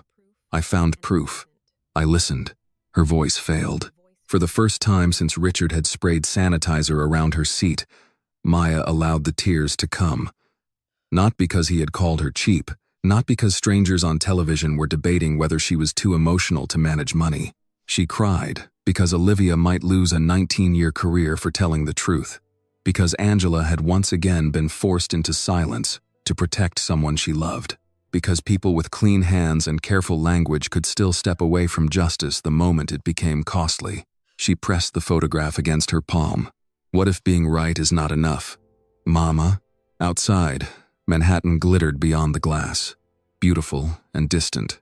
On Wednesday, Richard Halston would stand before investors and announce that he had survived Maya William. And for the first time, Maya had no clear way to stop him. At 6:12 the next morning, Maya awoke in the armchair beside the hotel window with her mother's photograph still resting in her lap. For a few seconds, she did not know why her neck ached or why the Manhattan skyline beyond the glass looked so pale and unforgiving. Then she saw the untouched soup on the dining table, her phone lying beside it, and Olivia's message still glowing on the screen. HR recommended termination this morning. The memory returned all at once. Maya sat up slowly and pressed her fingertips to her eyes. She had slept in her dress, one shoe still on, the other on its side beneath the chair. Richard Halston would stand before investors the following day and present himself as a man who had defeated an unreasonable woman. Her own board had taken the decision out of her hands. Angela was terrified. Olivia was losing the work that had supported her family for 19 years. A soft knock sounded at the suite door. Maya glanced at the clock. Daniel had promised to meet her at 7, not this early. She crossed the room barefoot and looked through the peephole. Daniel stood outside in yesterday's navy suit, holding 2 cups of coffee. Beside him was an older man in a tan overcoat, his silver hair neatly parted and a weathered black briefcase tucked against his leg. Maya opened the door. "I hope this is worth waking you early," Daniel said gently. His eyes moved once over her wrinkled dress and tired face, but he made no comment. "Maya, this is Thomas Grant.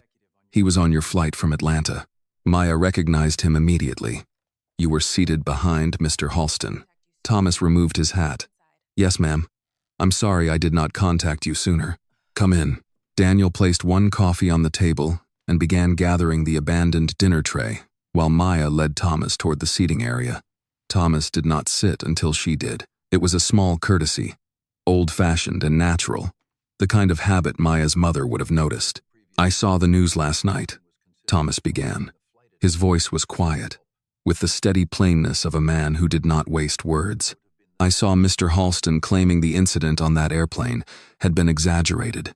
Then I saw the airline was considering firing the flight attendant who tried to help you." "Olivia Brooks," Maya said. "Yes, ma'am, Miss Brooks." He rested his briefcase on his knees. That is when I realized waiting any longer would be the same as choosing his side. Daniel took the chair beside Maya. "Mr. Grant contacted my office shortly before 5 this morning. He said he has material relevant to the Halston matter." Thomas opened the briefcase carefully. Inside was an older model smartphone, a small external hard drive, a yellow legal pad covered in precise handwriting, and 2 sealed plastic evidence sleeves. "I retired from the Department of Labor 12 years ago," he said. "I spent 27 years investigating wage theft, retaliation, hostile workplace complaints, and companies that counted on frightened people giving up before paperwork caught up to power." Maya leaned forward. "You recorded what happened on the plane." "I did." He unlocked the phone and placed it on the coffee table. A moment later, the suite filled with the sound of Richard's raised voice. "Disgusting. Please move her away from my seat. Now." Maya heard the spray of sanitizer. She heard Olivia trying to de-escalate the situation. She heard her own voice, measured and steady, answering a man whose cruelty had felt larger in the moment than the entire cabin. Then Richard's words came through clearly. "You look cheap. You do not deserve to sit in business class." Maya looked away from the screen. Hearing it again did not wound her in the same place. This time she felt less humiliation than cold recognition. That was the voice Angela had lived under. That was the voice Olivia had refused to erase from her report. Daniel watched the rest of the recording without speaking. When it ended, he asked, "Is this the original file?" Thomas nodded. "Original file remains on the device. I created 2 forensic copies and wrote down the transfer times. I did not edit, trim, or upload it. Somebody else's phone produced the clip online. This alone strengthens our position significantly," Daniel said. Thomas gave a small nod, then reached for the external drive. "It is not the reason I came." Maya turned back toward him. "After we landed at JFK, I went into the lounge to charge my phone before calling my daughter. I still had the recording application open because I was making a spoken note about what I witnessed. Mr. Halston came in a few minutes later. He stood near the window, perhaps 15 feet from me, and made a phone call." Daniel's posture changed. "To whom?" "I did not know then. I know now it was Victoria Crane." Thomas connected the drive to Daniel's laptop. After a few clicks, the room filled with airport noise, rolling luggage, distant announcements, cups clinking behind a counter. Then Richard's voice emerged, sharp and furious. "That woman pulled the entire commitment because of what happened on the plane. Victoria's voice answered faintly but clearly enough. Then we make the withdrawal look irrational. A 30-year-old investor overreacting to a personal insult is a story people will believe. Maya's fingers went still around the coffee cup. Richard laughed bitterly. Make her look unstable. Make this about an angry black woman with too much money. Daniel's eyes lifted to Maya, but she kept listening. Victoria said, "If she opens the employment files, we have exposure. Angela Carter's matter cannot become part of this." "Then make it disappear," Richard snapped, "and deal with the flight attendant before she gives Maya anything useful. Suspend her. Fire her. I do not care." The airport announcement in the recording briefly drowned the voices. When they returned, Richard sounded lower, more dangerous. "If Angela resurfaces, remind her that sick fathers are expensive burdens. She will understand." Maya stopped breathing. Thomas paused the recording. For several seconds, the only sound in the hotel suite was the faint hiss of the heating system. Daniel stood and walked to the dining table, already reaching for his phone. "This needs immediate preservation and delivery to federal counsel. We have potential witness intimidation, retaliation, destruction of records, and material concealment from investors." Maya remained seated. In her mind, she saw Angela in that Harlem cafe, pushing the frayed folder across the table with hands that had already lost too much. She saw Olivia's name tag sitting beside her son's tuition bill. She saw Richard before the cameras, wearing concern like an expensive suit. Thomas closed his briefcase but kept both hands resting on it. "My wife was an accountant," he said quietly. "Smartest person I ever knew. She trained 3 men who were promoted over her. When she complained, they told her she was difficult. I kept telling her to be patient because I thought fairness would eventually catch up." His eyes lowered. It never did. She died still believing her work had not mattered enough for anyone to defend it. Maya felt the ache in his words settle beside her own. "Why did you wait until now?" she asked gently. "Because I am ashamed to say, I spent one night wondering whether getting involved would invite trouble into my retirement." Thomas looked at her. "Then I remembered how much trouble my wife carried alone, while I stayed careful." Daniel ended one call and immediately began another. "Mr. Grant, I will need a full statement and your consent to authenticate the recordings." "You have it." Maya rose. She had gone to sleep believing Richard had won because he possessed money, lawyers, and the willingness to hurt anyone who challenged him. Now his own voice sat on the table between them, preserved by a stranger who had finally decided silence cost too much. Her phone was still beside Olivia's message. Maya picked it up and looked at Daniel. "Can this restore my authority over the transaction?" "It can do more than that," Daniel said. "It can force the board to understand that returning capital to Richard may expose every one of them to a breach of duty." Maya nodded slowly. "Then call Harold Bennett," she said. "Send the evidence to counsel, and arrange protection for Angela before Richard learns we have this." Daniel paused with his phone in hand. "And the summit tomorrow?" For the first time since the board vote, Maya's voice carried no exhaustion. "Richard wants a stage," she said. "We will let him have one." Outside the windows, the morning sun began to rise between the towers of Manhattan, spreading light across a city that had looked merciless in the dark. Richard Halston believed Maya had been silenced. He had no idea that the truth had just found a witness willing to carry it into daylight. Daniel Ruiz moved with the focused calm of a man who understood that good evidence meant nothing if it arrived too late.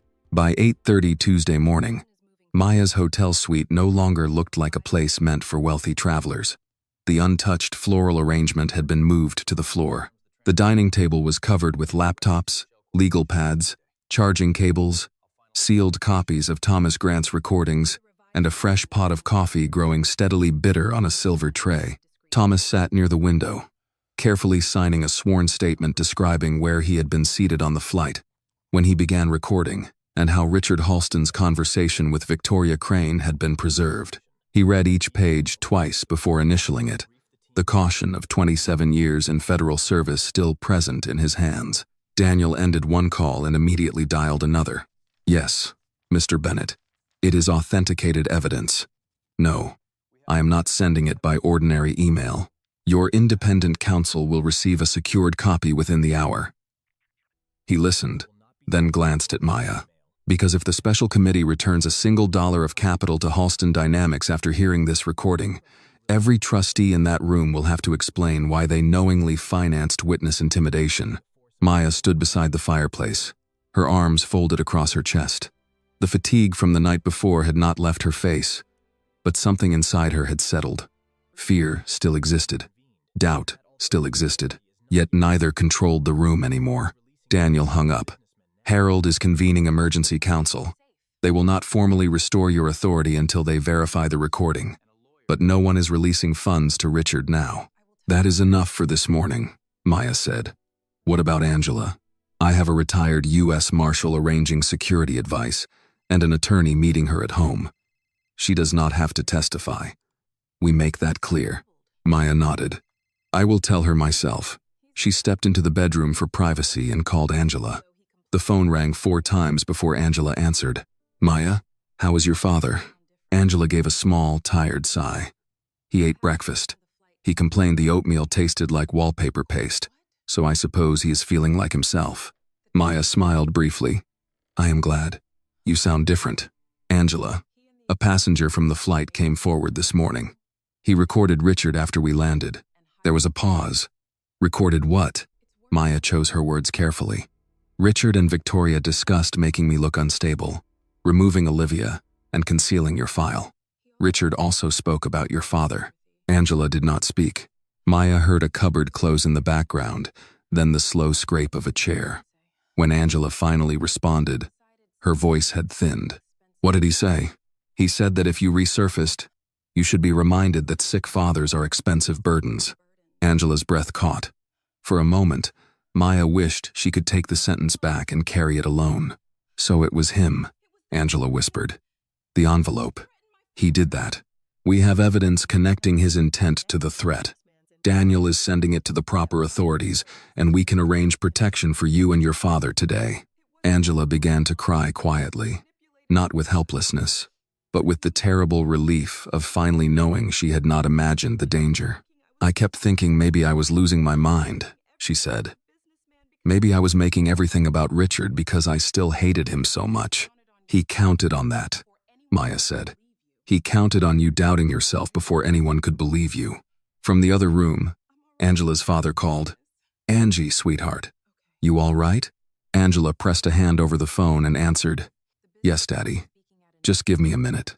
Then, she returned to the call. What happens now? Richard is speaking at the investment summit tomorrow.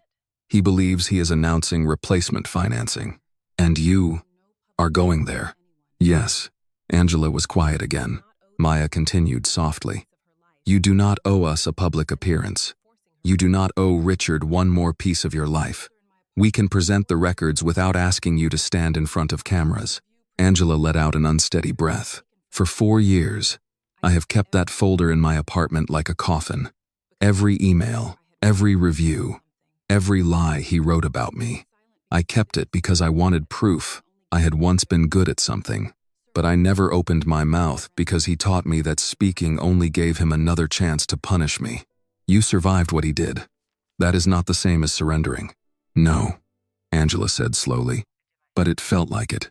Maya heard movement, then the soft sound of papers being lifted. I will be there tomorrow, Angela said. Angela, you do not have to decide this minute. Yes, I do. Her voice strengthened with each word. He used my fear as proof that he owned me. I will not give him that anymore. Maya closed her eyes. Then, you will not stand there alone. When she returned to the sitting room, Daniel read the answer in her face. She is coming? He asked. Maya nodded. By her own choice. Thomas removed his glasses and wiped them slowly with a cloth. That woman has courage. She always had it, Maya said. Richard just made it expensive. Her phone vibrated with an incoming call from Olivia. Maya answered immediately. Miss William, Olivia said. My union representative told me your attorney requested my original report and the meeting record from my suspension. I wanted to know if something changed. It did. We have a recording of Richard instructing Victoria to have you suspended before you could help me. Olivia inhaled sharply. He said that? He did. For several seconds, there was no response. Then Olivia gave a dry, astonished laugh. 19 years of service. And a man I spoke to for less than 5 minutes thought he could erase me with one phone call. He almost did, Maya said, but he did not. Olivia's voice quieted. What do you need from me? Only what you are comfortable giving. Tomorrow may be public. I have already lost my flight schedule. They recommended termination. My son asked last night whether he needed to drop his classes so he could work full-time. Her breath trembled once, then steadied. I am done protecting the people who made him ask that question. Olivia, I will be there, she said, in uniform. If the airline has not taken that away from me by morning. When the call ended, Daniel stood over the dining table arranging tomorrow's plan into 4 neat folders. Thomas authenticates the recording. Olivia establishes the cabin incident and retaliation. Angela presents the pattern inside Halston. You address the investors and withdraw capital on governance grounds. And Victoria? Maya asked. Daniel tapped a folder labeled Board Communications and Settlements. She will hear her own words. Then she will see every email Leah recovered from our diligence files and Angela's records. We do not speculate. We document. Thomas looked toward Maya. That man will try to provoke you when he realizes he has lost the room. Maya thought of the sanitizer shining on Richard's armrest, the sneer on his face when he called her cheap, the certainty in his voice when he believed she had no power worth respecting. He tried that once already, she said. It cost him $120 million. In the early afternoon, a secured email arrived from Harold Bennett. The special committee has reviewed preliminary authentication. No capital decision involving Halston Dynamics may proceed without Miss Williams' presentation of material evidence. The board recognizes her authority to appear on behalf of William Crest Capital at tomorrow's summit. Maya read the message once and handed the phone to Daniel. He nodded. You have your seat back at the table. Maya picked up her mother's leather bag from the chair beside her. Its worn handle fit into her hand with the familiarity of a promise. No, she said quietly. This time, I am bringing everyone Richard tried to keep away from it. That evening, while Richard Halston rehearsed his speech beneath the bright lights of a Manhattan ballroom, Olivia pressed her navy uniform.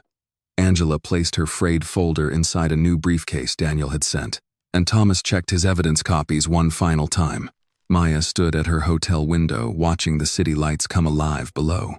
Tomorrow, Richard would step onto a stage expecting applause, financing, and forgiveness.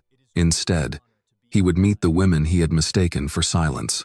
The ballroom of the National Healthcare Investment Summit glittered beneath 3 enormous chandeliers, their light spilling across white tablecloths, polished silverware, and the dark suits of men and women who controlled billions of dollars with signatures and handshakes. From the stage, Richard Halston could see hospital executives, pension fund representatives, financial reporters, and members of his own board, seated in neat rows before him. This was the room he understood. There were no narrow airplane aisles here, no worn leather bags, no witnesses close enough to hear his temper before he had time to polish it. Here, he had a podium, a tailored navy suit, and a speech Victoria Crane had rewritten until every sentence made him sound steady, wounded, and necessary. Victoria sat in the front row, her silver hair immaculate, one hand resting on a leather portfolio. When Richard glanced at her, she gave him a small nod. He smiled into the microphone.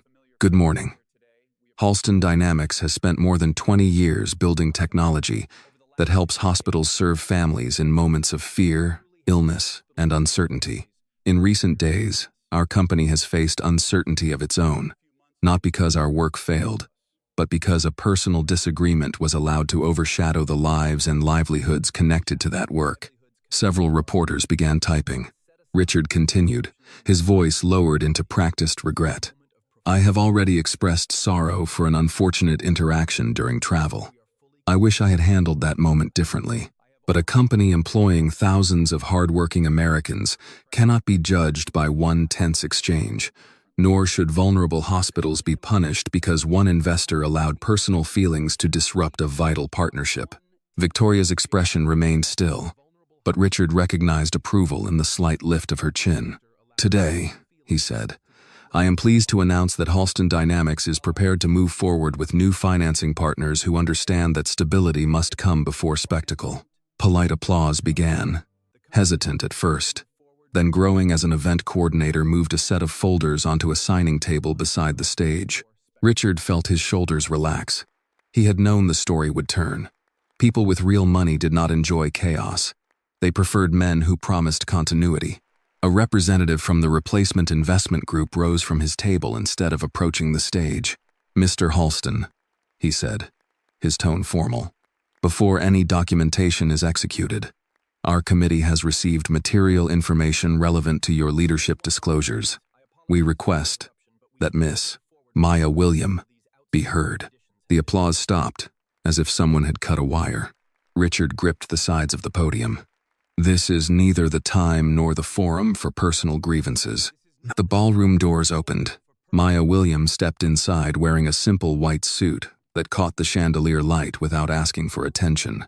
Her natural curls were gathered neatly behind her head, and over one arm she carried the same brown leather bag Richard had mocked on the plane. Daniel Ruiz walked beside her with a slim document case. Behind them came Angela Carter, clutching a new black briefcase with both hands. Olivia Brooks, upright in her Navy airline uniform with her silver name tag restored above her heart. And Thomas Grant, moving carefully but with the unhurried certainty of a man who had finally decided where he needed to stand. A stir swept through the room. Cameras pivoted. Reporters whispered Maya's name into phones. Richard's face tightened. "She has no authority to interrupt this event." Maya stopped below the stage and looked up at him. "You are right, Richard," she said.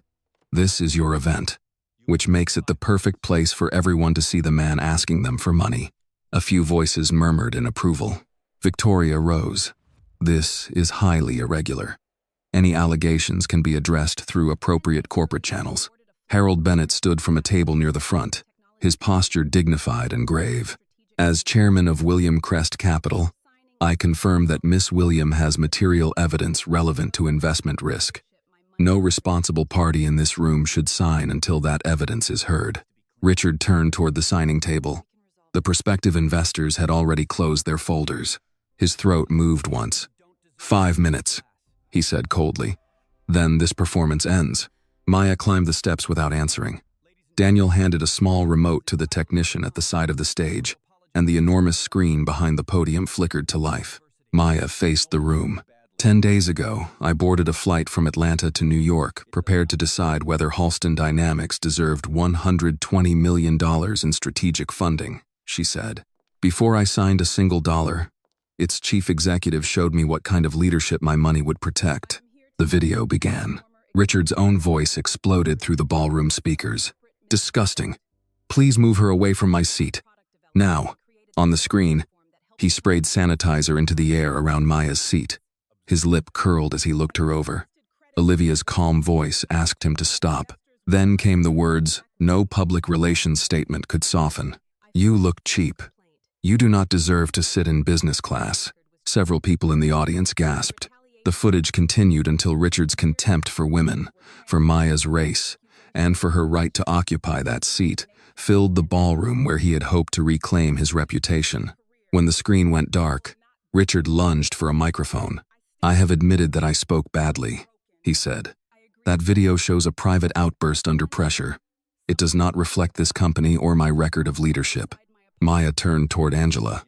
"Then, perhaps your record should speak." Angela walked slowly onto the stage. At first, her hands trembled as she opened her briefcase. Then she placed one worn file on the podium.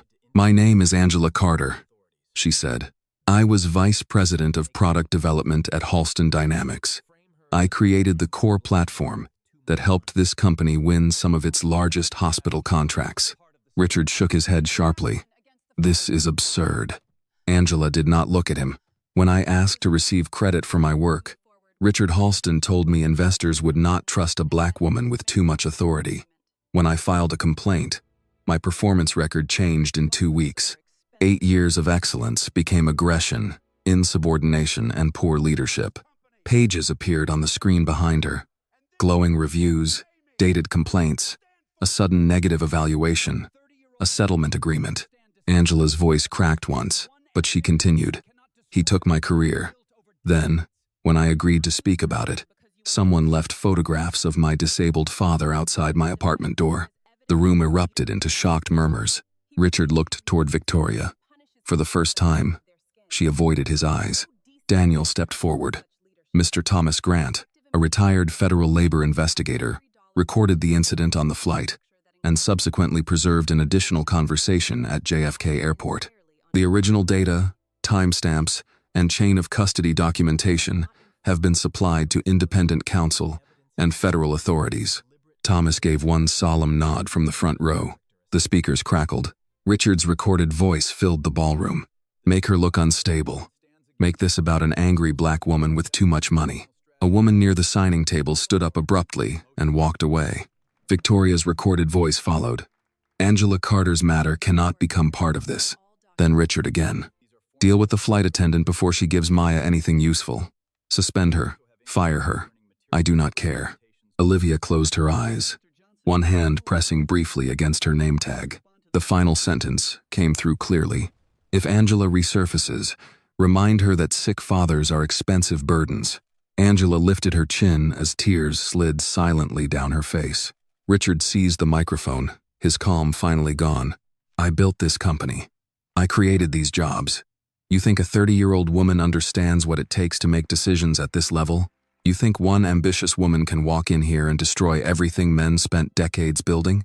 Maya stepped toward him, and the room went silent. You did not lose my money because you insulted a wealthy black woman, she said. You lost it because you revealed how you treat women when you think they have no power, and how you punish people for the color of their skin. No decent investor funds a man like that. She faced the audience. William Crest Capital permanently withdraws every dollar committed to any leadership structure that includes Richard Halston or Victoria Crane. Victoria rose quickly. Richard acted on his own. The board did not authorize these threats. Daniel touched the remote again. Emails appeared on the screen, bearing Victoria's name. Approvals of confidential settlements, instructions to relocate complaint files, messages directing communications staff to portray Maya as unstable. Harold Bennett stood again. I move that Richard Halston and Victoria Crane be suspended from all authority, effective immediately, pending independent investigation. Board members rose one after another in support. At the ballroom entrance, two attorneys representing federal investigators stepped forward with formal preservation orders and notices of inquiry concerning witness intimidation, retaliation, and material misrepresentations to investors. Richard stared across the room, searching for one friendly face.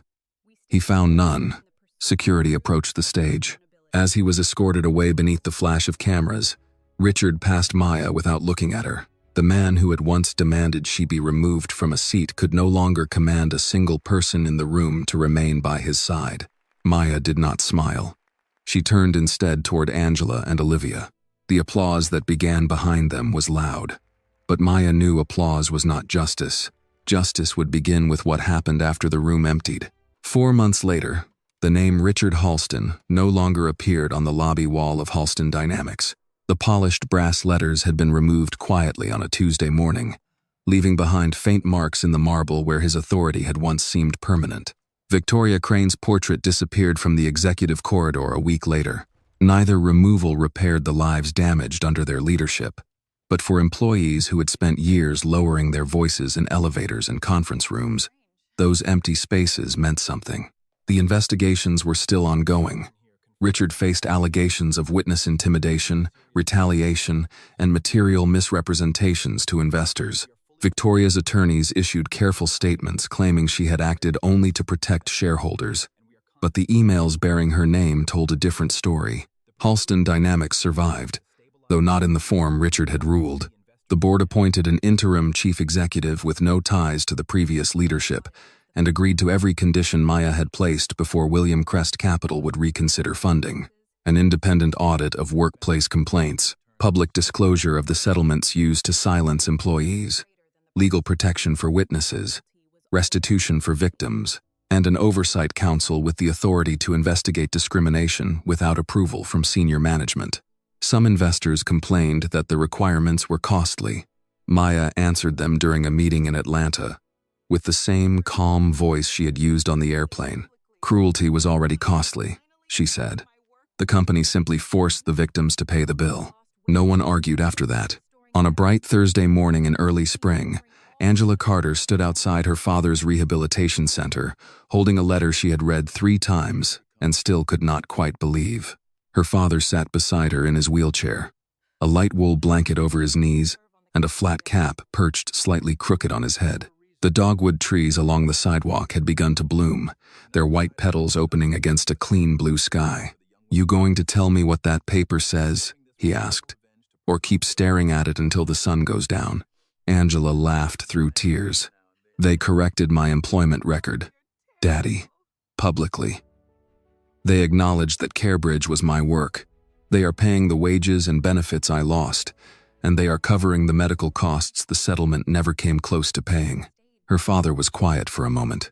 His right hand, still weakened by the stroke, reached slowly toward hers. "I told you they could not make a lie true forever." Angela lowered her forehead to his hand. "They offered me a place on the Employee Oversight Council," she said. "I do not know whether I am ready. You do not have to decide today. I keep thinking about the young women still working there." Her father smiled gently. "Then decide when you know whether you are going back for them, or because you think you owe your pain another job." Angela looked at him, surprised. "Your mother was the wise one," he said. "I listened. Sometimes." 2 weeks later, Angela accepted the position. She did not return to reclaim Richard's office or to sit in his leather chair. She returned because on her first morning, a young black engineer waited outside the meeting room and said, almost shyly, "I heard what happened to you. I almost quit last year. I'm still here because I thought maybe things could change." Angela looked at her and said, "Then let's make sure they do." Olivia Brooks received her reinstatement letter in the same Queen's kitchen where she had removed her name tag months earlier. Jordan was sitting at the table, surrounded by biology notes and an empty plate from the grilled cheese sandwich she had made him when the certified envelope arrived. Olivia read the first paragraph silently, then sank into a chair. Her son stood immediately. "Mom? What is it?" She covered her mouth with one hand and began to cry. "The airline reinstated me," she said. "Full back pay. Benefits restored. They cleared my record." Jordan wrapped his arms around her, nearly knocking the letter from her hand. "I knew they had to," he said. "No," Olivia whispered against his shoulder. "They did not have to. People made them." The airline issued a public apology and introduced a new policy protecting crew members who reported discriminatory harassment by high-value passengers. On the morning Olivia returned to work, she pressed her Navy uniform carefully, slipped on sensible shoes, and stood before the mirror holding her silver name tag. For a long moment, she remembered the click it had made when she placed it beside Jordan's tuition statement. Then she pinned it above her heart. At William Crest Capital, Maya faced her own board in person for the first time since they had removed her authority over the Halston transaction. No one in the room looked entirely comfortable, including Maya. Harold Bennett stood when she entered. "Maya, before we begin, I owe you an apology." She placed her mother's brown leather bag beside her chair. "You were protecting the fund. I was protecting it from the wrong thing." He shook his head. "I feared your anger more than I feared the conduct that caused it." Maya accepted the words, without making them easier for him. "We all missed something," she said, "including me." On the screen behind her appeared the new investment policy she had developed with Daniel, employee advocates, and independent civil rights counsel. Every major prospective investment would now require an outside workplace equity review. Workers at companies seeking capital could submit confidential concerns directly to William Crest. Evidence of retaliation would trigger an immediate funding suspension. A new legal assistance fund would support employees whose livelihoods were threatened for reporting abuse.